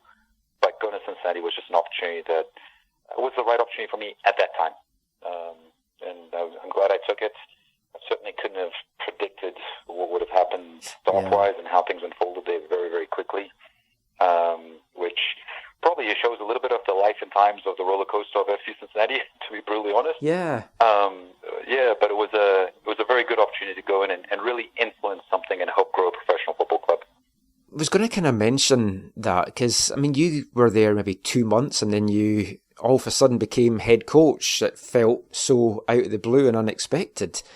When you look back at then how things worked out with yourself down the line, should there maybe have been alarm bells of, you know what, coaches here, there's not a long leash for them? 100%. I think that's, I had a good friend of mine say how you came into the head coaching position is how you went out of the head coaching position. There was drama surrounding the entrance and there was drama surrounding the exits. And with a lot of very, very positive memories in between and a lot of growth that happened in between. So I'm grateful for the opportunity. But this is a very, very interesting business. I think when you're on the outside, you think it's one thing, and when you're really in the thick of things, you see things in so many different ways. Well, if we look at the happy times, I mean, 2017, you had an amazing run to the US Open Cup semis, beating Columbus and Chicago on the way. Then 2018, you were USL Coach of the Year. You set so many records as the club won the regular season. And, I mean, it was, with what you had done, you would have hoped got the chance to then be head coach in MLS. When you look back at those 2 whirlwind years in the USL, I mean, the attendance and the successes, and did you feel the club was punching above its weight, or was it what you were expecting? Oh, it's interesting because it was so bizarre. You took a market that not a lot of people know this. They had professional soccer teams in Cincinnati beforehand, and they weren't successful. And now all of a sudden, we had a club who were hot. It was the hottest ticket in town. It was a club and a team that the entire city got behind, and we rode that roller coaster. I think we knew in 2017 where the club wanted to go. The club had at that time one billionaire owner. They have 2 billionaire owners now. So you have a billionaire owner that wants to go somewhere. There's probably a pretty good chance that it's going to go in that direction. But we had to do something to galvanize the market, but also galvanize people that were making decisions at the MLS level. And I think the Open Cup in 2017 is really the reason why the club is in MLS today.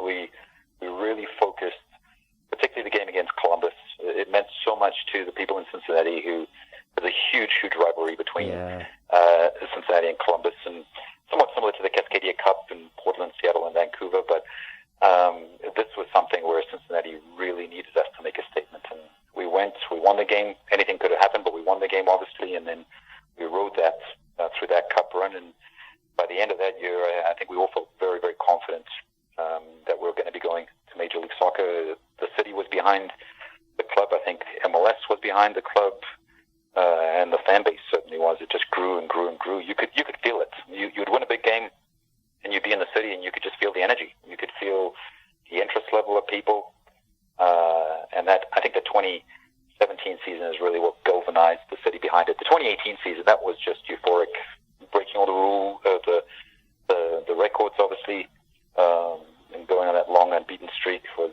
a pleasure and a joy. And I think with time, something we can all appreciate a little bit more. I think when you're in it, you're just so focused as a coach or a player on the next game.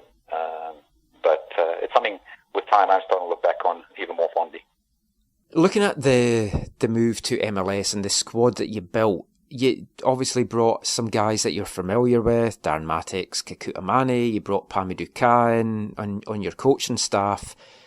Was it important for you to have some players that not only had that experience, but you knew you could trust?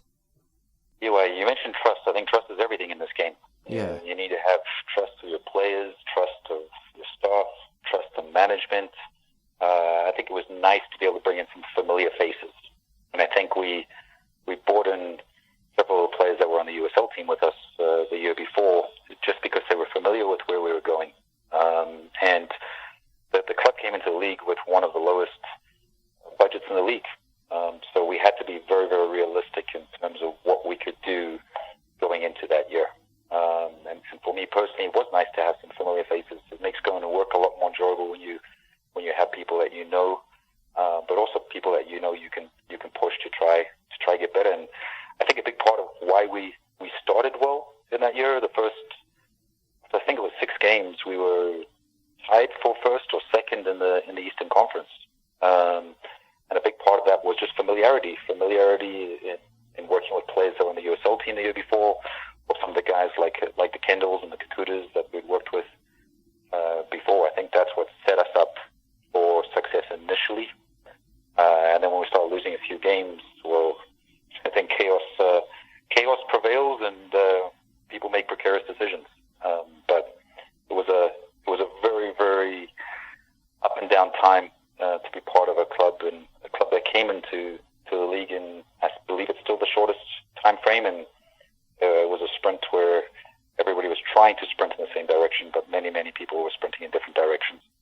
Yeah, I mean, looking at your record when you went, you only got 11 games, and at the time we were talking on our show, so much of the building and so much of that season, it mirrored the Whitecaps' first MLS season. Tater Torderson didn't get a chance, and he was let go, I think, after 12 games. You went after 11. You had a record of 2 wins, 2 draws, 7 losses. You'd been named the MLS Coach of the Week in weeks 3 and 4. Did you have any idea that your head was on the chopping block, or did it just completely come out the blue for you? I think you could feel it. You could just feel there was. It's a big city. It's a big market. People expect you to win, and I think the success that we had the 2 years before really helped get me the opportunity, but I think really hindered the way things transpired in that first season, because people were so used to you winning. And then internally and externally, when you start losing a few games, people respond in different ways. But you know what, I can sit here now, it's almost a year to the day, that I'm glad I went through the experience. It's the first time I've been dismissed in 20 years of coaching. And I've learned more from that experience than I probably learned from any experience in the game. I feel like I'm a better coach, a better person, because I had that experience. As disappointing and as frustrating as it was to go through it, so I've really used it as a growth opportunity and really grown from it. And that's why I have a renewed vigor, I have a renewed passion for the game, and I'm excited to be where I am today. I always remember Robbo telling me that it's something that's guaranteed in football. You're going to get sacked. No manager goes through his career without getting sacked, and all the greats have been sacked at some point. The way that it played out, and when the GM, Jeff Berding, said it wasn't down to results, and I was on the conference call that he had immediately after you went, and I don't know how many times he said on the call the word culture, and it's like, we want to change the culture. It wasn't a good culture. But he never explained what he meant by that. Did you ever get an explanation as to what he meant by that? Because I know you maybe have to watch what you say, but I can say, to me, it felt like you were thrown under the bus without ever having an explanation of why he said the culture wasn't good there. Good question, and I wish I had the answer for it. You know what? Things happen in life, and when they happen, sometimes you just have to move on. And I think that's one of the things that I've realized from this experience. Like I mentioned, Robo is right. You will get fired at some stage in this business, right or wrong, and you just have to accept it, learn, and move on. And all you can do is go be the best you can be in another environment. And to be quite frank, that's what it is. Yeah. I've spoken to lots and lots of different coaches and managers around the world that have been through it, and certainly doesn't ever feel good. But you hate to say this saying, and I actually hate the saying, but it is what it is. And you go through it, you live, you learn, and you have to move forward. But I think the best way to move forward is to reflect and learn. Spend the next, I think it was 5 months of our lives. We went back to our house in Deep Cove in North End and spent the summer there, which was awesome, and went for walks and hikes and did Quarry Rock, and just really lived and learned as much as possible in a short amount of time. And feel grateful that I wasn't out of the game for too long, because I have lots of friends that have either been fired or dismissed, and they're out of the game here a year and a half, 2 years later. So it's not pleasurable being out of the game, because we all live to be on the pitch. And that's what even makes it more challenging going through this now, because we went through that last summer, and now we're going through a different type of challenge now with the pandemic. Either way, no matter what happens in life, I'm always itching to get back on the pitch. I was itching then, and I'm itching right now. Well, I think it's also fair to say as well that if you look at what's happened at Cincinnati since you left, there still hasn't been a settling down of the situation there, and they're going through head coaches faster than they're going through seasons right now in Ohio. But that seems a good point to bring this first part of the interview to a close. And we'll be back with Alan chatting about his move to Colorado Springs Switchbacks and the squad that he's built there, and a lot more besides. And we'll be back with that right after this. Hi, I'm Daniel Henry, and you are listening to AFTN.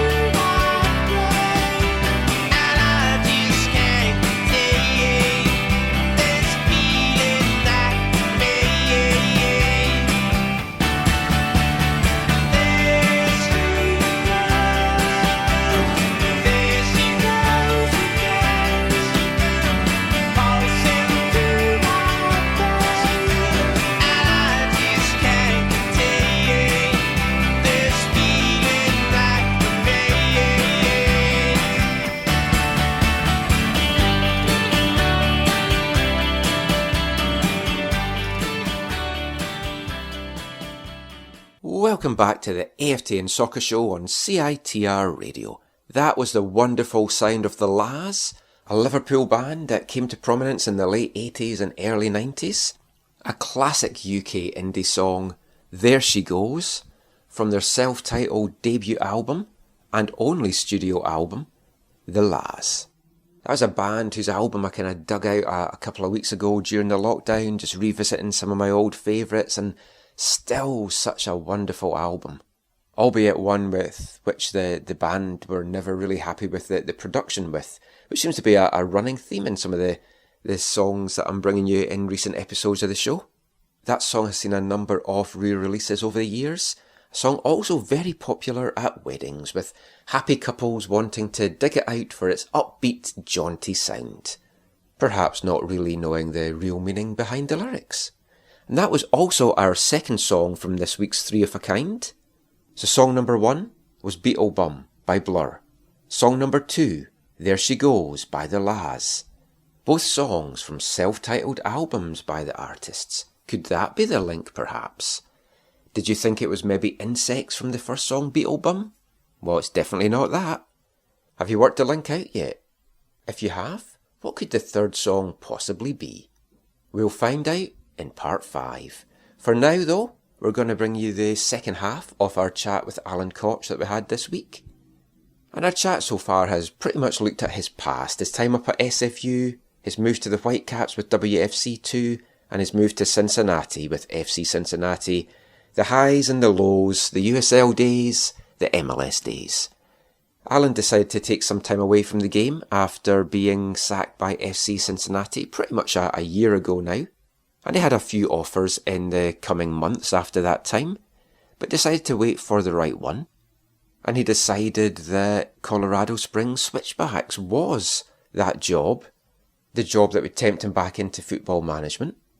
And we're going to look at the work that he's got ahead of him down in Colorado Springs right now, the team that he's building, which includes quite a strong Canadian contingent. Anyone that followed WFC2 will know them well. They were the team that the Whitecaps got their first playoff win against in the USL playoffs. You took a couple of months off, and I saw your name linked with a couple of positions, including even down in South Africa. Why did you wait so long to get back in the game, and what was it about this Switchbacks job that appealed to you? Interesting. Honestly, that was one of the most unique experiences of my life, because I'd never been in that position before, where I was between jobs and different jobs were being presented in different parts of the world. To be honest, there were some in Eastern Europe, which would have been an entry point into Europe, to go there and do well for a year or two, and then hopefully progress to one of the bigger leagues in Europe. But none of those opportunities were the right ones. I had some opportunities to go back to South Africa, but to be quite honest, they weren't the right ones either. And then when this job presented itself, you could see similar, and this probably says a little bit about myself, but you could see it was a project.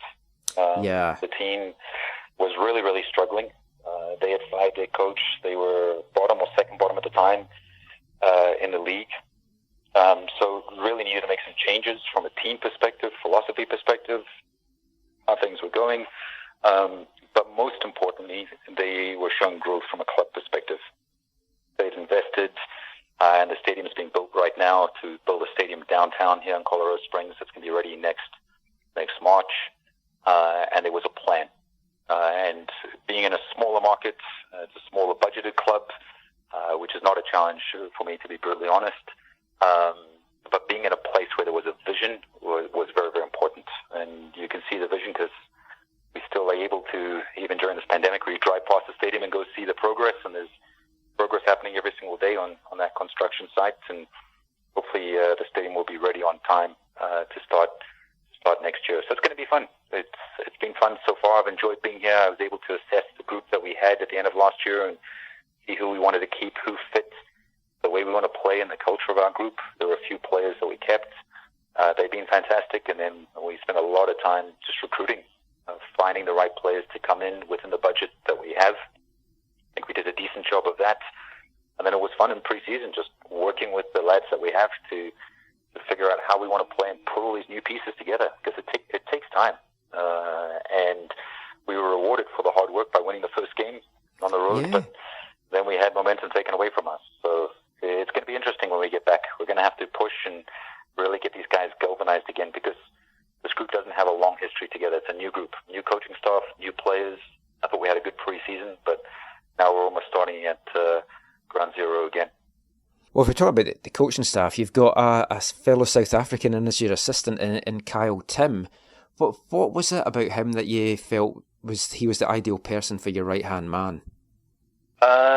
It's interesting. So I'd known Kyle for some time. Bizarrely, we didn't know each other in South Africa, and bizarrely, we were born in the same hospital in Durban. So I always say he was born before me, but he certainly wasn't, because he's a lot younger than I am. But we're both born in the same hospital, which is a pretty unique fact. Kyle is a younger coach who has so many of the good things that you cannot teach. He's passionate. He's incredibly hardworking. He's willing to learn. He'll challenge you in the right environment. And I really got to know him when I was coaching first in Vancouver and then in Cincinnati. He was a guy who'd be reaching out, just wanting to grow and exchange ideas and chat. He even came and visited us one of the seasons with Cincinnati. We were in Charleston for preseason. He came and watched us train, and just a guy who, every time we've had chats, they've been enjoyable chats, they've been constructive football chats. He'd be picking my brain, I'd be picking his brain.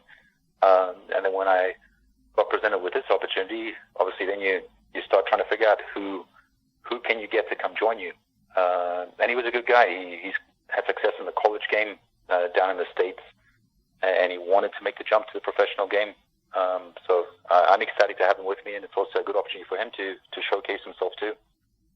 If we look at some of the squad that you've built, well, I'll come to the Canadian content in a minute, but you talked earlier about at WFC2 there was the need of getting the right experience in there to help the young guys come along. And I mean, a couple of names jump out to me when I look at the roster. The first one being Christian Veseli. And I tweeted this when you mentioned about the signing. He's 27 now, and he's a guy that I've known the name. I've kind of seen what he's done in USL the last couple of seasons. He won a championship with Rochester Rhinos in 2015. You don't want to compare too much, but he strikes me as a kind of Kyle Gregg type of guy, a guy that's been around the league, not just because he's a big... I knew where you were going with that one. I started to figure it out. Not just a big forward, but he's got that kind of calming influence, I think, that will really help the young guys. And of course, he scored a goal in the home opener as well. And he's a guy, he scored goals everywhere he went. Maybe didn't have a great season last year with Pittsburgh, but he does seem the ideal kind of guy to have on your team. 100%. And you know, it's funny, I have a lot of respect for Kyle Gregg, and he did wonders for us and got rewarded with an MLS contract in Vancouver. And Christian's very, very similar. Very, very similar type of player, similar type of mentality too. He's a guy that wants to push to be the best that he can be, but he also wants to make the players around him better too. And he's probably in the middle of his career, but he still wants to get better, which is huge. I want all of our players to get better. I've said this to our players, and I've said this in a few conversations with people, is we're a platform club. This shouldn't be your be-all and end-all. It's an amazing club. We're in a beautiful city. We're building a beautiful stadium. But every player should want to come here to get better. And that's irrespective of your age and where you are along the journey. If you can come here and be better and use this to progress to a bigger and better place, I think that's something we can all take a lot of satisfaction from. And he's one of those players. He played our first game on the road and scored in the first game.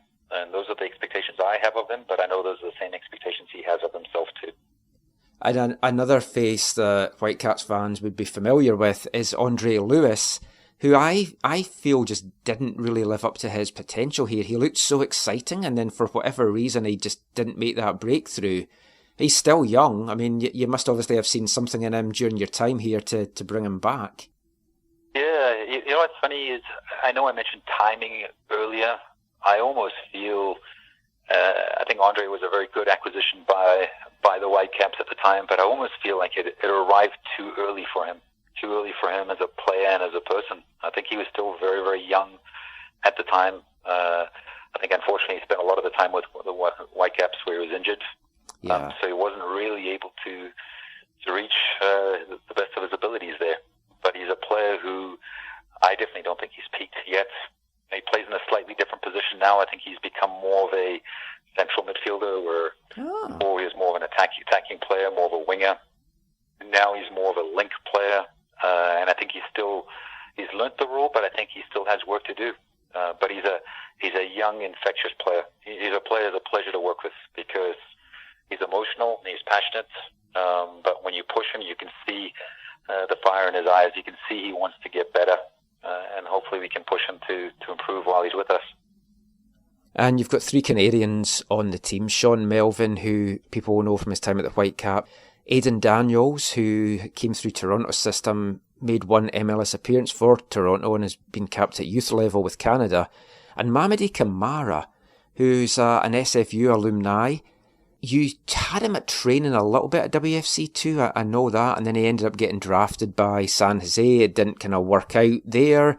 He kind of floated around for a bit, and folk were kind of wondering where his career was going to take him next, because I was watching him play in VMSL, and he was clearly far too good for that. The importance of having these Canadian guys, I mean, just talk a little bit about each of those. Yeah, all 3 of them are different. Like Mamadi's a player who, obviously with my SFU connections, and every time I'm back in Vancouver, I've always gone to go watch SFU either play or train, depending on the time of year. And Mamadi's a player, he's a professional footballer. I think everybody who watches him play, you can see it. So I was very, very surprised that he didn't get an opportunity to sign a contract last year. I had the confidence already in our first game this year. I put him on for the last few minutes just to go out and finish a job for us.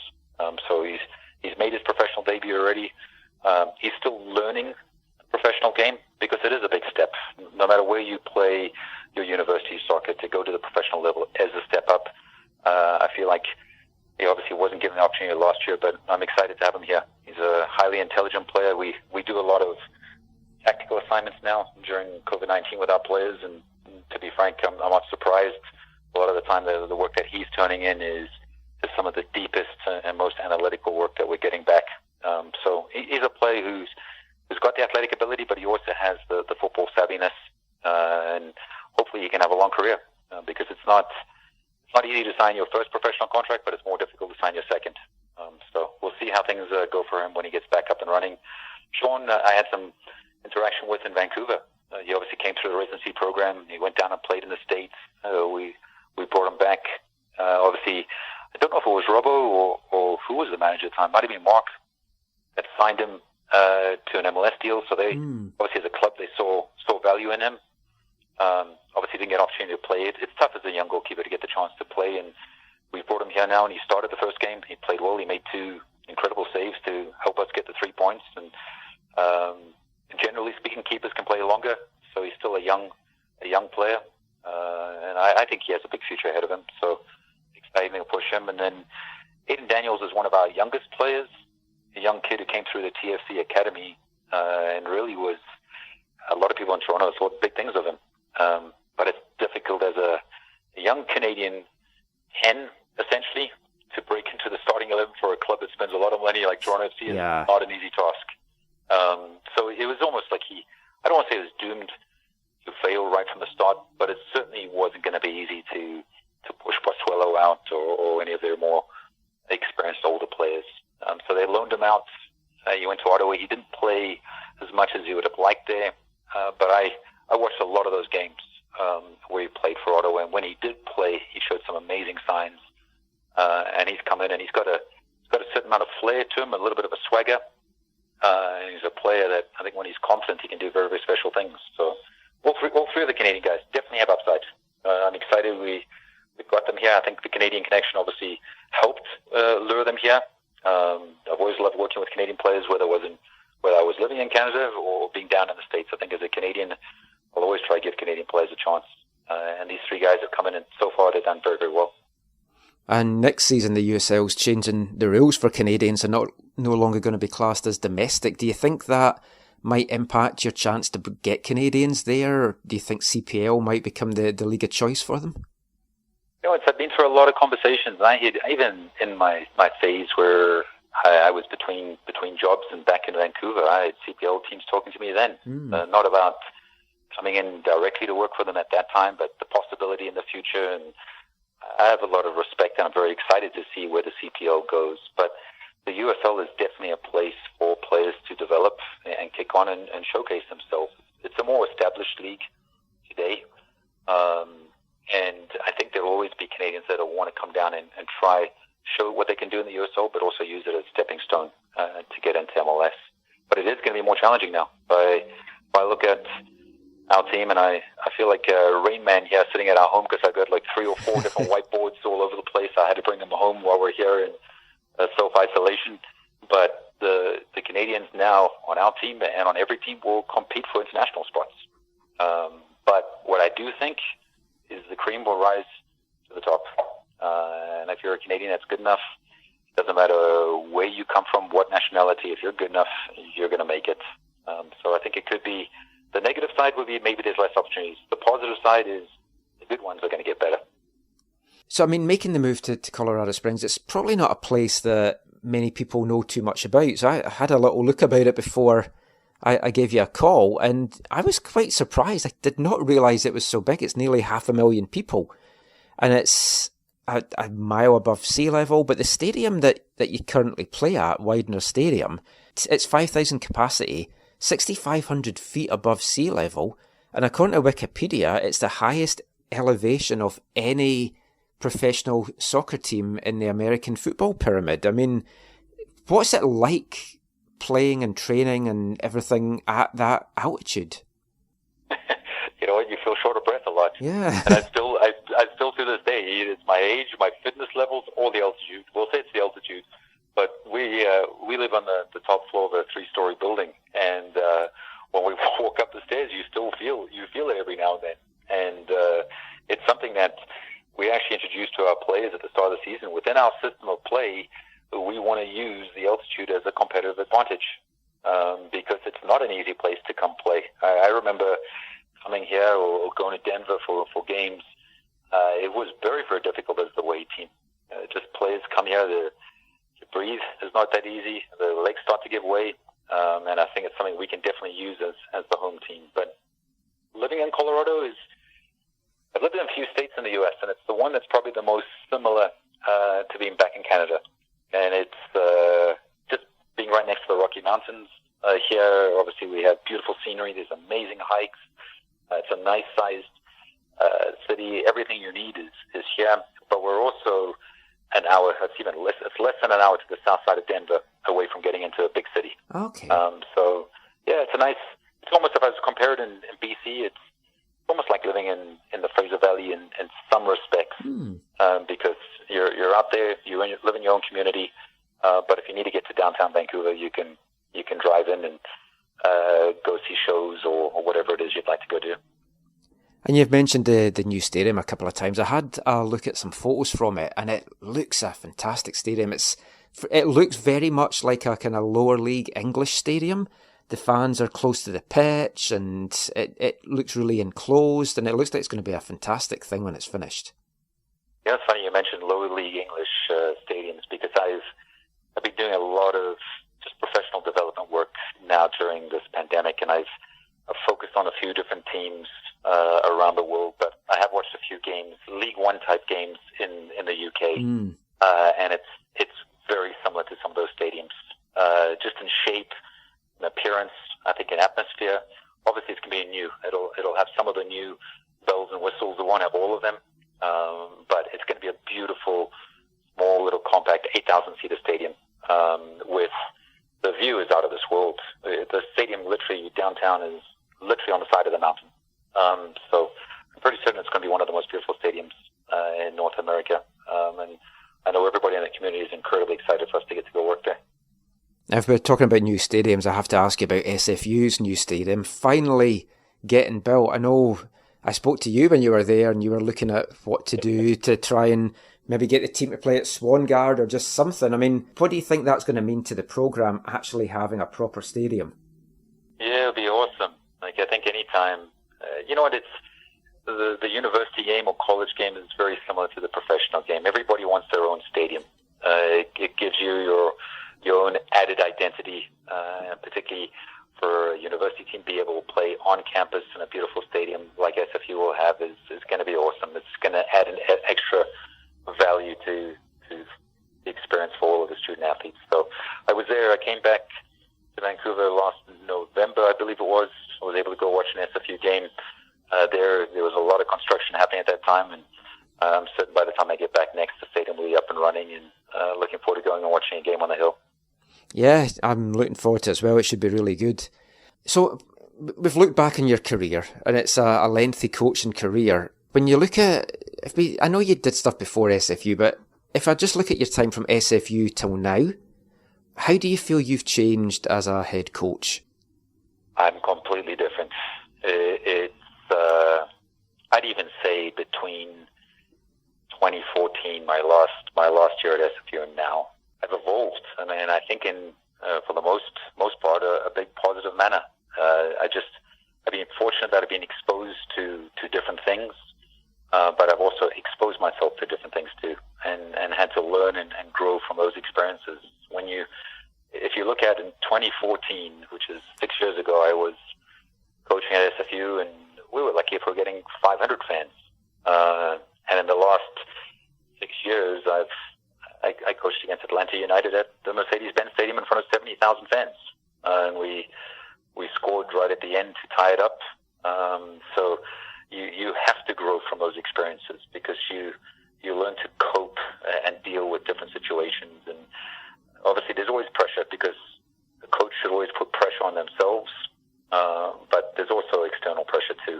And I would feel that in Vancouver, where there was pressure to develop players, which is great, and there should have been, but I also put pressure on myself to win there too. And then you go to Cincinnati, where there's mass pressure on the manager. Everybody expects you to win every single game, and you can feel it in that stadium. That stadium is rocking. When you win, people are flying high in the crowd. It's a pretty euphoric feeling, because the stadium is a big ball, and you can feel the energy. But on the flip side, you can also feel people are suffering when things are not going well. So you learn to manage the roller coaster, manage the ups, manage the downs. I've always tried to remain even keel throughout the process, sometimes better than others. But I feel like I've grown substantially. I think my own personal methodology and how I approach the game has definitely changed. You coach in different leagues, and I think people around the world don't really see it as much. But in North America, the different leagues have different rules. Like, I remember how we were running things in the NCAA with SFU. I definitely managed games in a different way, because I had different substitution rules. And then we went to the Whitecaps 2 in the USL, and the USL had 5 substitutions at the time. So you would manage things there in a very different way. You'd have chats with Robbo, and Robbo would say 1 or 2 players need to play certain minutes, but then the rest was completely at my discretion. So I'd have to manage games with predetermined substitutions, and then others that you could manage when you needed to make those adjustments. And then, thankfully, which I prefer, I'm a traditionalist, the leagues have evolved, and USL and MLS have FIFA substitution rules, and then you manage those games in different ways. But you have to grow from those experiences. If you don't, the game is going to fly past you. People will fly past you. It's so competitive. There are new coaches coming on the scene all the time, and you have to evolve. Otherwise, you're not even going to give yourself a chance to survive in this game.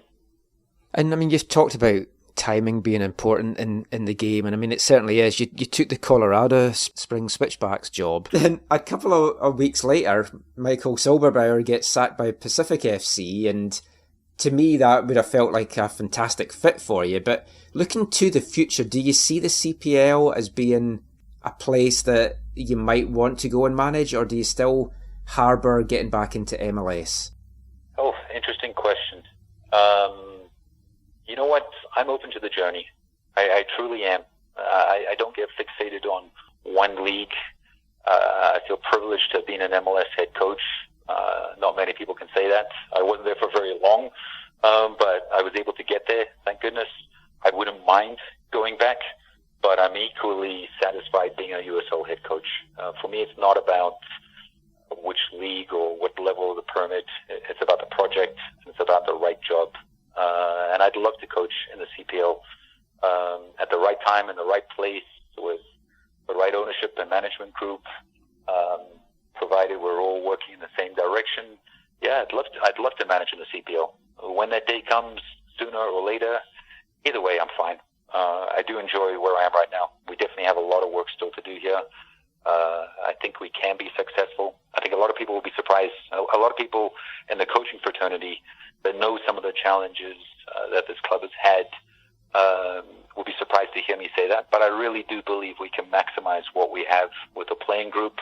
I'm impressed where ownership want to take us.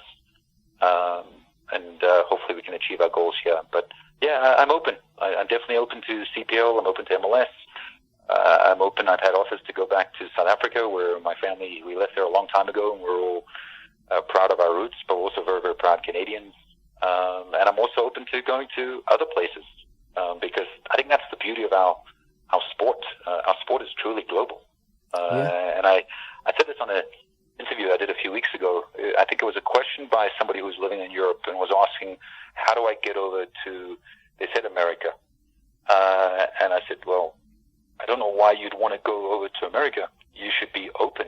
You should be great. If something presents itself in the United States or Canada, great, go for it. But if something presents itself somewhere else, why not go that way too? Obviously, people have preferred places that they would like to live, or maybe they have family reasons. But this game is beautiful because it's played everywhere. And I've been very, very fortunate to get to experience the game as a player, as a coach in different places, and I'd be quite open to going to other places too.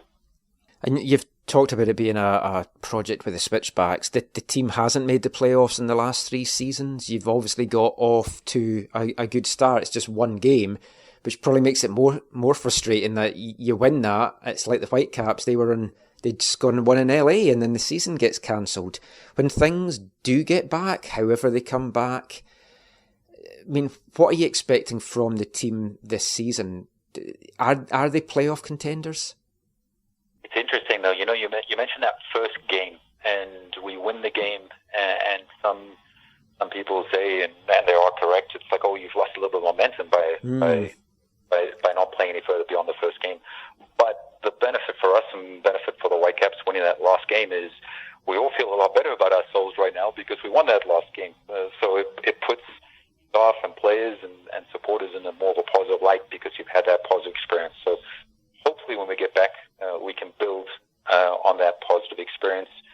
I've been asked a lot, actually. Our president of our club asked, even in the team meetings, like, let's put goals on certain things. And I'm a firm believer in this game. Yes, we'll have goals, and I certainly wouldn't publicize them. Yeah. But my biggest goal in this game is to win the next game. It really is. That's my absolute focus, is do everything you can to prepare yourself, coaching staff, players, entire club, for the next game. I think anytime you look too far beyond that, you're disrespecting your opponent, first off, but you're really losing sight of the work that you have to do. This is a business where the only thing that matters is the next 3 points, because it's the only thing you really can control. Is you got to prepare, reflect on where you're at, but start to prepare for that game, and then go give it your best shot. And then, if you win, enjoy it for 5 minutes. If you don't win, or you won't enjoy it at all, and then start preparing for the next challenge. And hopefully, by the end of it, you've had a positive season. And I think collectively, I've said this now publicly, is I've come here to work with this club as a project. I'm excited about where it's going, but definitely take the team up the table, which is a bit of a no-brainer because the team finished last year. And I do feel confident we'll go up the table. How far, that's going to depend on how we all come together. Well, good luck for this season. Wish you well. Hopefully we'll see you back in the pitch sooner rather than later, however the season is going to look. And we call this land South Africa, the Cape of Hope to the Northern Star, but the hope and peace will never be part of Johannesburg. Always good to catch up with Alan. Really look forward to maybe taking a game in with him up on the mountain if SFU do get back into action at some point this year. Hard to perhaps see that happening right now because I guess if the students aren't going to be back in college, then they're not going to be students playing college sports either. So it's going to be interesting to see what the likes of the NCAA and U Sports do with their season. Will there be a season? As for the USL, as I mentioned at the start of bringing you this interview with Alan, Jake Edwards, the USL president, has talked about hopefully getting the games back up and running from July. So good luck to Alan down there in Colorado. We'll certainly be following his time there. Could he return to Canada and be a head coach in the CPL one day? Well, I certainly wouldn't rule that out, especially if we do get a team out in the Fraser Valley. He would seem an ideal fit for that situation like that. So I hope you enjoyed that chat. Next week's feature interview is going to be with another former Whitecap, a player this time from the MLS era, and a fan favourite as well, Andy O'Brien. But that comes up in next week's show. We will be back with the final part of this week's show, looking at the Whitecaps news of the week, and I think we all know what that's going to be. And we'll be back with that and our final Three of a Kind song after this.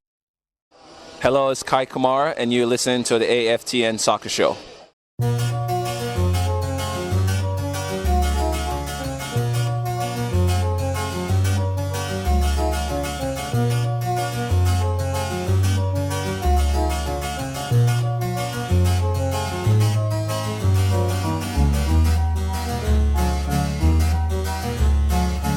Golden brown, texture like sun, lays me down. With my mind she runs throughout the night. No need to fight, never a frown. With golden brown, every time just like the last. On her ship, tied to the mast, to distant lands, takes both my hands. Never a frown with golden brown.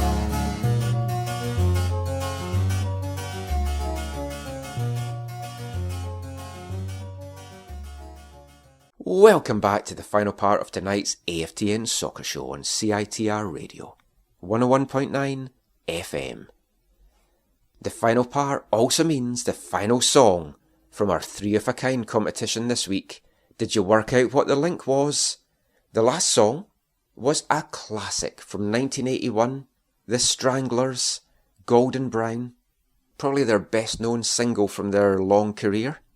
First featured on their 1981 album La Folie, and the keyboard sound at the start of that is just such an iconic sound. And when you think about the Stranglers, you think of that keyboard, and they were very unusual for a punk band and having that kind of different, distinctive sound. And that was something that lead singer Hugh Cornwell talked about in an interview a couple of times, but the one that always sticks in my mind is he talks about how that keyboard sound basically differentiated the Stranglers from other punk bands at the time and has probably given them a lot of longevity as well. The bulk of that song was written by keyboard player Dave Greenfield, who sadly passed away this week, aged 71, complications from COVID-19. And we bring you that song and this week's Three of a Kind section as tribute to Dave Greenfield. Did you work out what the link was? We had Beetle Bum by Blur. That was a song by Damon Albarn about his time spent with former girlfriend Justine Fleischman, who was the lead singer of Elastica, and the drug issues that they had with heroin during that time. The second song that kicked off part 4 was The La's, There She Goes, a song used by many happy couples at their weddings, but it's actually about lead singer Lee Maver's heroin addiction. I think you're starting to get the link now, because yes, that song Golden Brown by the Stranglers was also, in particular, about Dave Greenfield's struggle with the drug heroin. Not a happy topic, I know, but we really wanted to kind of feature that song from Dave Greenfield this week on the show. So I mean, it just seemed apt to have that as the topic. And R.I.P. Dave. It's been a bad week for losing some greats of the musical industry. Little Richard, of course, passed away, aged 87. The music world also lost Florian Schneider this week, one of the founding members of cult and influential German electronic band Kraftwerk. Rest in peace, one and all.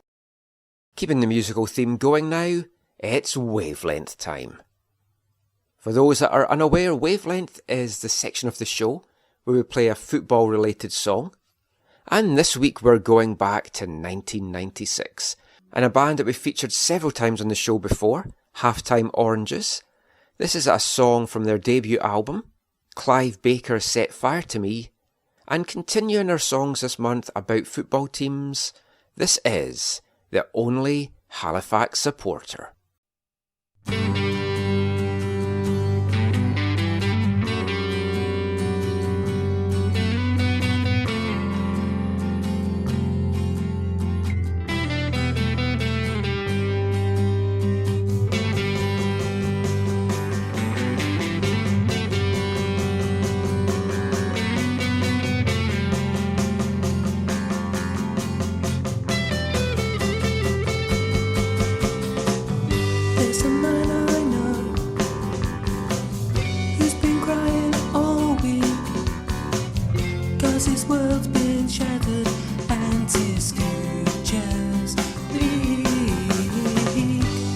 stinking bottom got sent to the conference. Now they've got no money, life just makes no sense. He's in love with the town.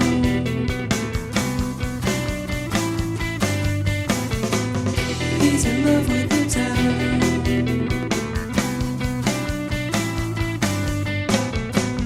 He's a giant of the band. He's a giant of a man. He's the only Halifax supporter in the south of England. Every fortnight he travels up to the shed, stands in the same place every Saturday.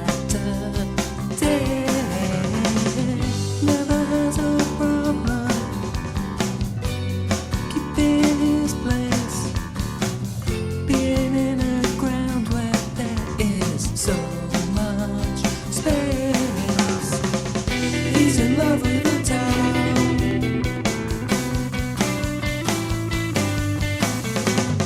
He's in love with the town.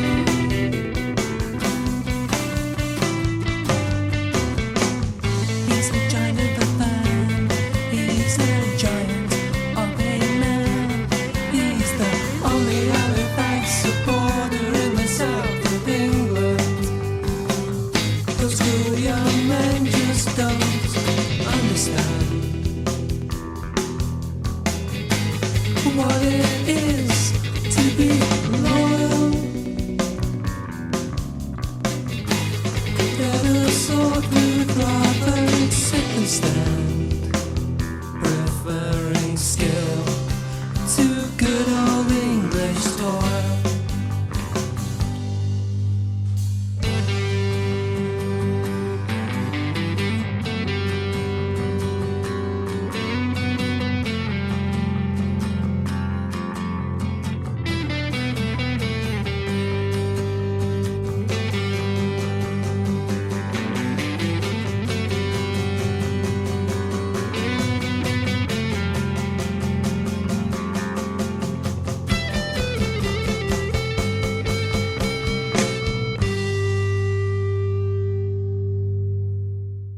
Halftime Oranges there with the only Halifax supporter from their 1996 album Clive Baker, Set Fire to Me.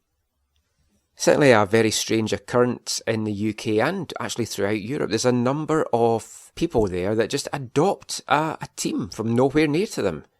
I guess it's a bit like myself with Slutsk and Vikingur Gotenau in the Faroes Premier League.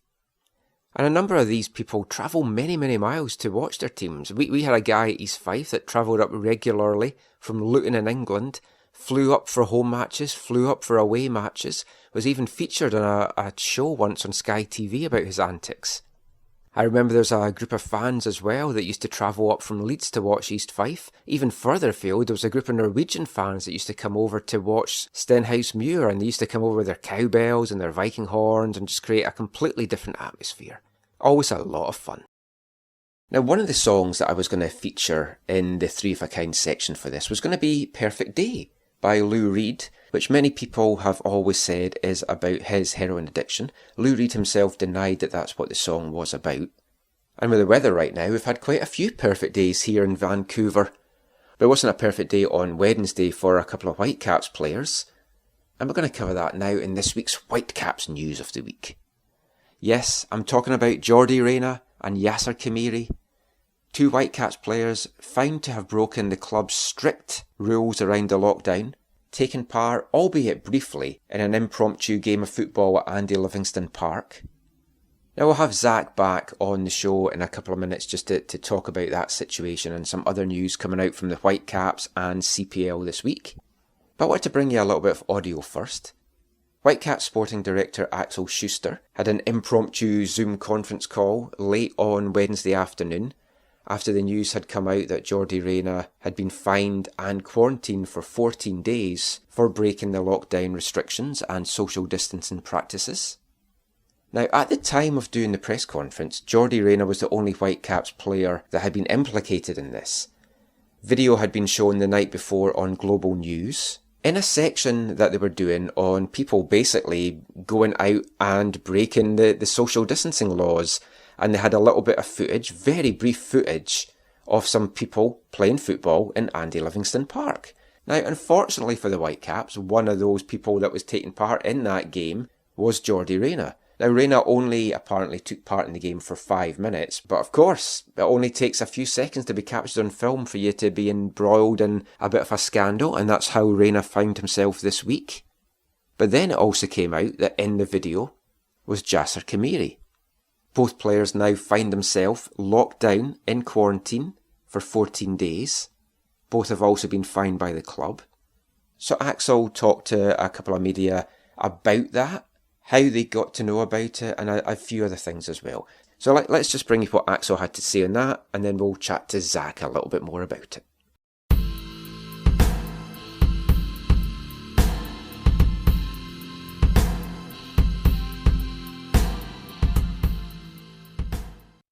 I think a lot of people were probably shocked when they saw him participating in a little mini soccer game, no social distancing.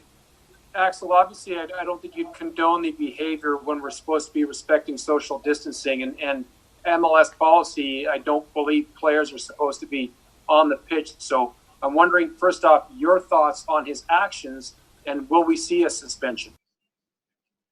First and foremost, I have to say that we, of course, first reach out to Yordy and asking him about the whole issue, and he told us that he didn't went out for taking part in a soccer kick. He went out for his personal workout, and then there was this group of guys he know, and they said, "Hey, come over," and they kicked one ball to him, and then they asked him to take part, and he made a mistake, no question. He was very open about the whole issue, and he apologized immediately.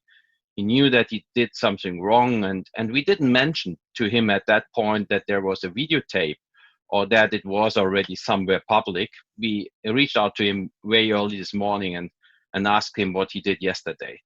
And of course, it's unacceptable, and he's a public person. We have to be role models in this time. So he made a lot of mistakes there, and by the way, and first and foremost, he apologized and knew that immediately, and was very open and honest to us. If I look at the rules in our state, so far as I know, if there a park guard would come and see them play, he would tell the group that they have to take the distance again, and to respect that rule. And maybe he will. I think he will immediately quit and stop this game.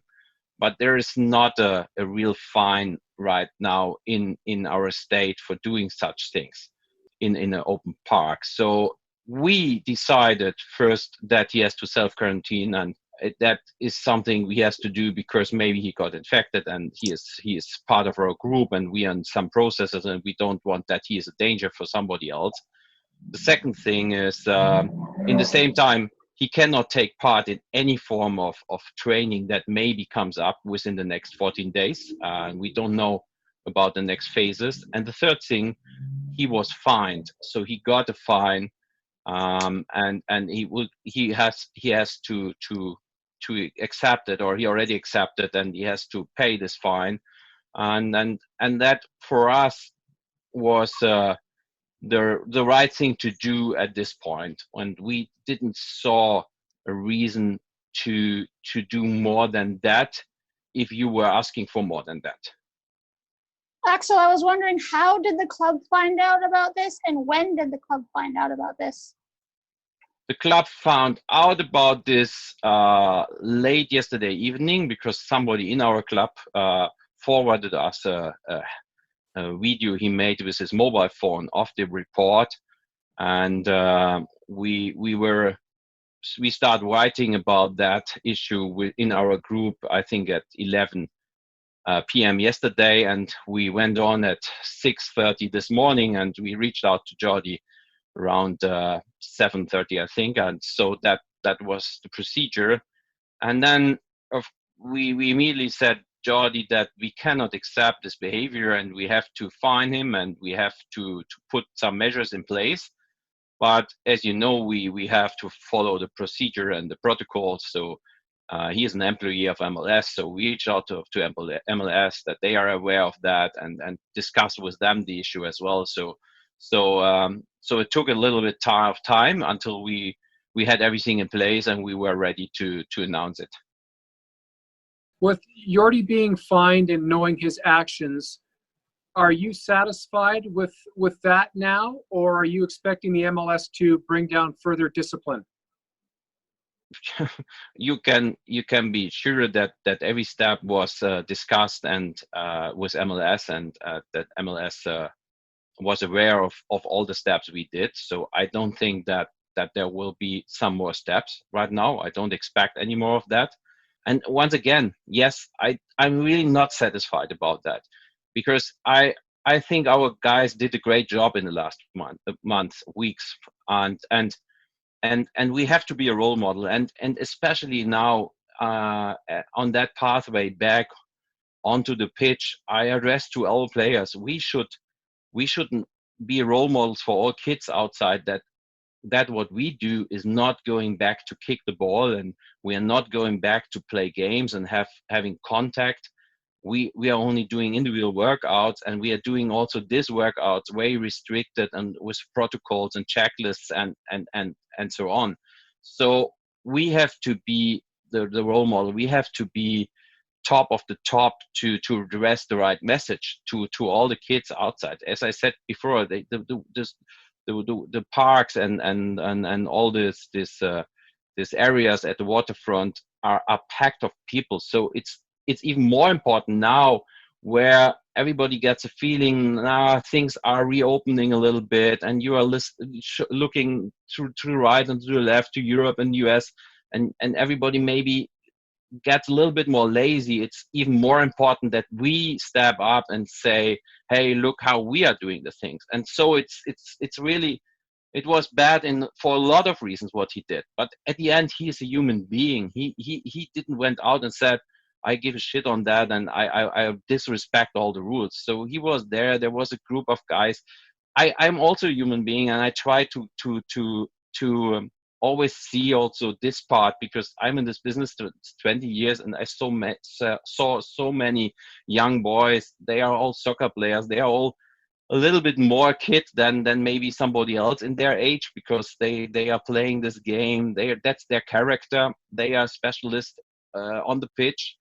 And we have also to help those. And I don't think it's the right thing now in the first step to kill somebody, to do more than that, because he was, in the moment we called him, he was lying on the ground and saying, hey, sorry, I made everything wrong. It's absolutely my fault. And he didn't even know that it becomes such a story.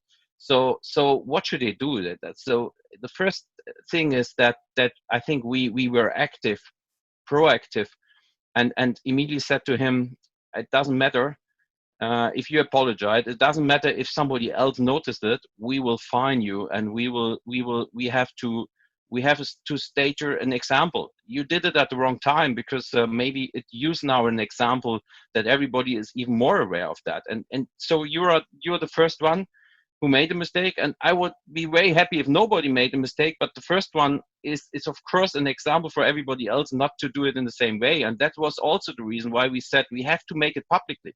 We want to go out with that. And I think the cameraman yesterday, he didn't notice Yordy because it was not a story.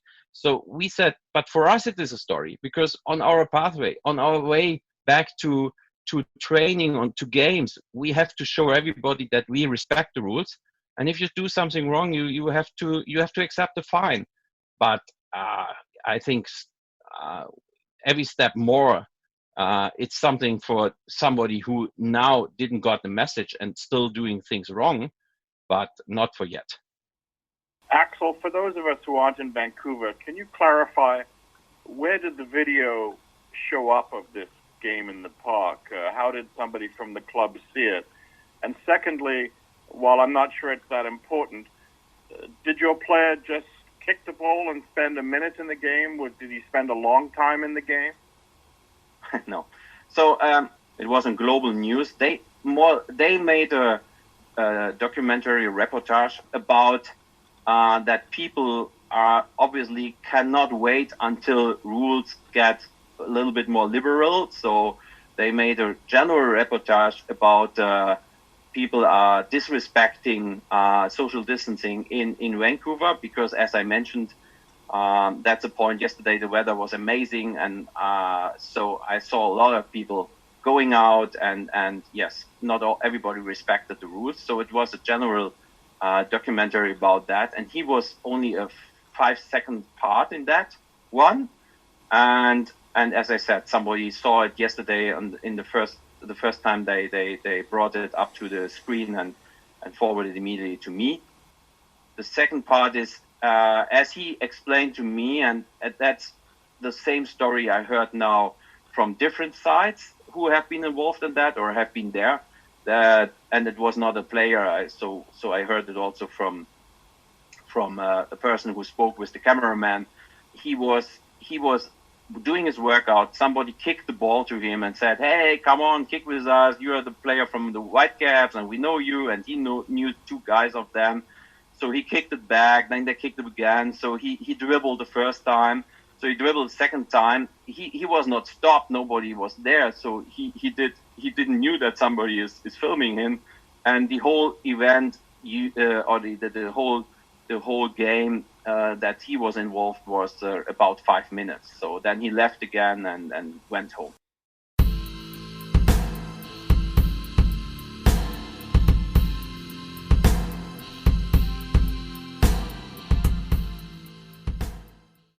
So that was Axel Schuster there, just talking about the Yordy Reyna situation. And as I mentioned, that Zoom call was before we knew about Jasser Khmiri as well. So that's why everything was just chatting about Reyna. But we'll bring Zach back in again just to have a little chat about this. Now, the story broke. Lots of folks written about it. It's been on the news. Some people are saying they don't think it's a big deal. The club obviously do think it's a big deal, otherwise they wouldn't have fined him for one thing, and now they're having to quarantine away from everything for the next 2 weeks. I mean, Schuster there was talking about wanting the club to be role models and to basically make an example of Reyna and Khmiri, and they've certainly done that. Yeah, I think I was talking to a late 20-something this evening actually about how they are choosing to go about, social distancing and get large gatherings and, all that kind of stuff. And the comment I heard was, well, it's like a societal pressure. It only matters if people care. And depending on where you are, it seems like some people care and some people don't. I don't know. I've fall on the side of caring and being concerned about, the potential health risk to especially vulnerable people, which I fully admit is a selfish thing due to, having one of those people in my own home. Yeah. But this is not the first sign of what could be called poor judgment from a player like Yordy Reyna. Yeah. So it's not like there's no history of making what one of my friends would call, bad decisions. I mean, I tweeted at the time that after the Khmiri thing as well came out, that if you were putting money on which Whitecaps player would be the one that would do something like this, it would be Reyna or Khmiri, and then it ended up being both. Yeah, too bad you couldn't get odds in Vegas. I understand in one sense, you need to stay in shape and all that kind of stuff, and you have your individualized program or whatever, and so you need to go about that and as best you can in the limited ways or whatever things are going on. But when you get approached or whatever to go play in a game, I think you should be able to say, no, I can't do that. You should know, and you should be able to, have the restraint to say no. Like I've hung out with lots of players and seen them have to say no to things that they either knew they couldn't do because of the club, or they couldn't do because of, their own convictions or whatever. Sometimes you got to just make the hard decision and say, not try and tease people or give in or whatever, and walk away and say, I'm sorry, I just can't do that. but I also feel this is unfortunate. This is happening. I guess in one sense it's maybe fortunate that it's not like in the middle of like, oh, the seasons is starting next week or whatever. When it comes to Mark DeSantos, his perspective, or the club's perspective as a whole. But yeah, there are people. I've talked to a number of people who are just kind of like, hey, I'm social distancing because I have a loved one, but in general, I don't. I'm more staying away from my loved ones who have an issue and kind of going about life as much as normal as I can. But so I've kind of seen the spectrum of people's perspectives on this, but I personally would just stay away. Yeah, I mean, I know everyone. It's frustrating just now. Everyone wants to get out, get some kind of life back, but if it just takes a couple of people to do something stupid, and then everything starts going up again. And if you've seen the news over the weekend, it's like there's folk and beaches and parks and rivers, and it's like, come on, people! It's like, do you want to set this back? And well, the international example is what's happened in Korea this weekend, right? Yeah. I mean, they did so well. They reopened, and then it's like they opened the bars and nightclubs, and then in a way it's good because it will hopefully make other places realise, look, this is how quickly you can have another wave of this. Yeah. But hopefully people can learn from that that situation. I know there's a number of dynamics that are going on there with that situation, but hopefully that there are positive things that can be learned and help other countries around the world in how they handle things. Yeah, I mean, hopefully this will be the only incident of a Whitecaps player, and it's a shame actually for the club because they've done so well the last couple of weeks, getting some really good publicity, doing some really good things, getting really involved with the community, with the food bank and the aquarium masks, and then these are the things that stick more in people's minds, sadly, than some of the good stuff that they do. It can, yeah. Yeah. Do we know? I forget. Do we know the amount of the? They also got fined, right? Yeah, they got fined by MLS, and we don't know the amount. Someone had said that they thought the maximum fine of the CBA is just something like $500, but I don't know if the club can then do more. I mean, Schuster clearly wasn't happy with it, but I mean, he did say, look, he's human. Humans err. It's like he won't do this again, hopefully. But then you have to wonder as well, as you say, it's not the first time he's been involved in something. It's like at some point the clubs, I mean, they've extended his contract, but their patience is going to wear thin. And this was a guy as well in Reyna and actually Khmiri. They're not guaranteed their first team spot. So it's like you don't want to be doing something stupid just now that could cost you your place in the team. Yeah, I think with Reyna, I think with both of them, you'd be shocked if they made this same error again, right? Yeah. I mean, to be fair, like Yordy was really apologetic about it. He knows he's completely messed up, and hopefully we can draw a line over it. And the next stuff we talk about with the Whitecaps out of this is going to be more good stuff. For real.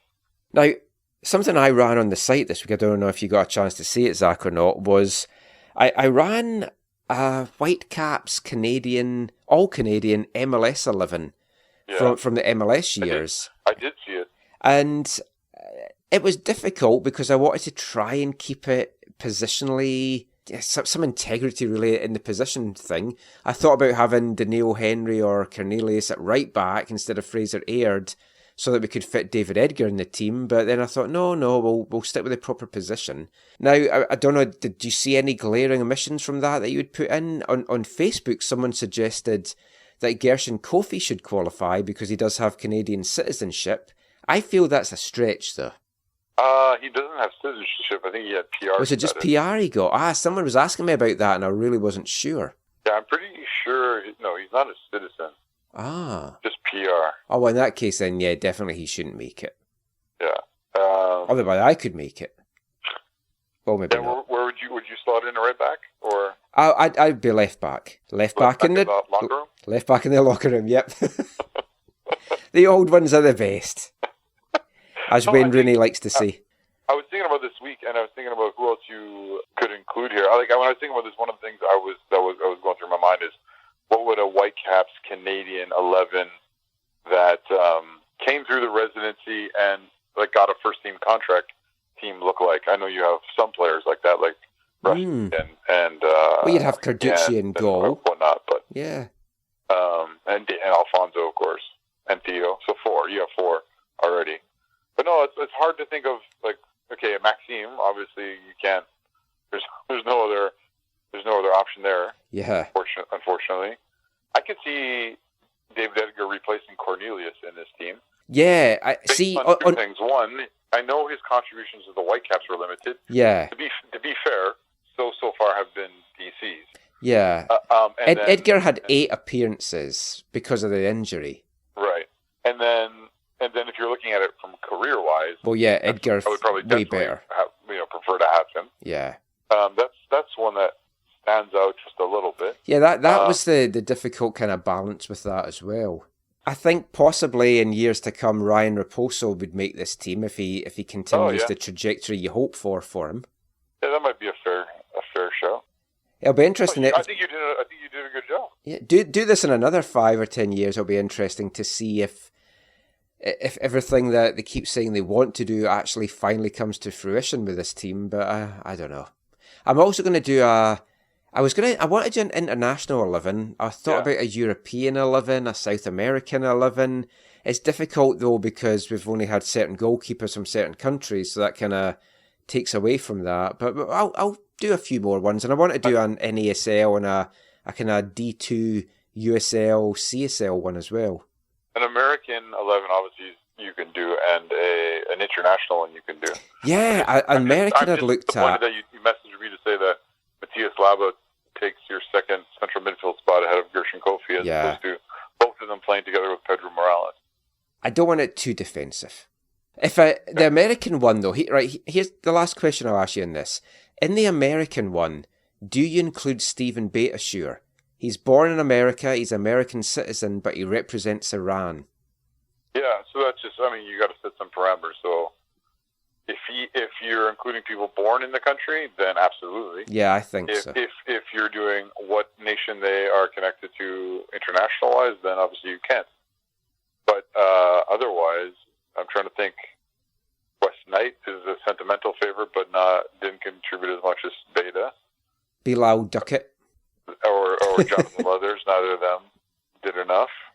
Bilal Duckett technically was not a right back; he was a center back. But you're right; he did, I think, cover it right back a little bit. Yeah. Who didn't cover it right back in 2011? Oh yeah, it was right back roulette. Right back roulette. Yeah. So I would say you just have to answer that one question, and that answers your Beitashour. Yeah. Because and then if he's not, then if he's not in the American team though, then it's like who you choose him, Lee Lee Young Pyo. On the international, I would definitely go with Beta because I had him in my team of the decade. Okay. So. Right. Yeah. But the other thing is Lee Young Pyo you could put at left back if you really wanted to because he played there more, like in his professional career, he played far more left back than right back, even though he's very footed. But I had your friend there, Alan. Yeah, I would choose Alan over Lee Young Pyo left back too. But he can also play center back if you need it. Or Ali Adnan. Oh yeah. This is so tough. You should make Beta American. Yeah, I think we'll do that. Okay. Anyway, that is it for tonight's show. Thanks for joining us throughout it, Zach. Just before we go, just let everyone know where they can find you online. For me on Twitter, it's at ZacharyAM. I'm Michael McCall. You can find me on Twitter at AFTN Canada. Follow us on Instagram at AFTN Soccer and check out our YouTube channel, AFTN Canada. Like, subscribe, share, all that stuff that you need for the algorithms. But that is it for tonight's show. Thank you so much for listening. Another long one, I know, but hopefully you've enjoyed it. We'll be back next week with another packed show. But until then, thanks for listening. Take care, stay home, stay safe, and wash your hands. Bye, everyone.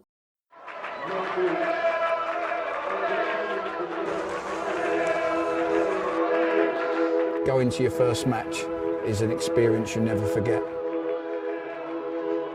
The atmosphere of what's going on around the pitch looks beautiful, and you always look and go, wow, I'd love to play here one day. If you get the bug, it's going to stay with you for life. Time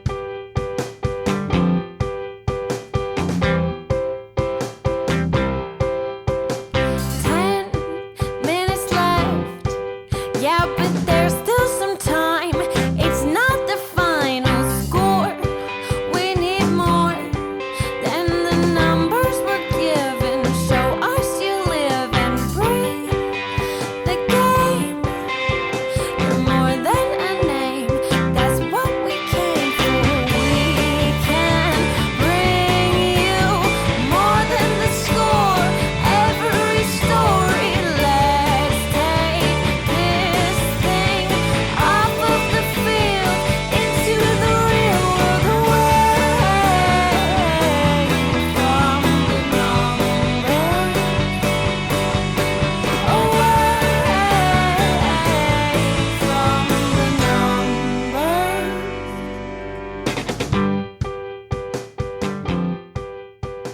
numbers.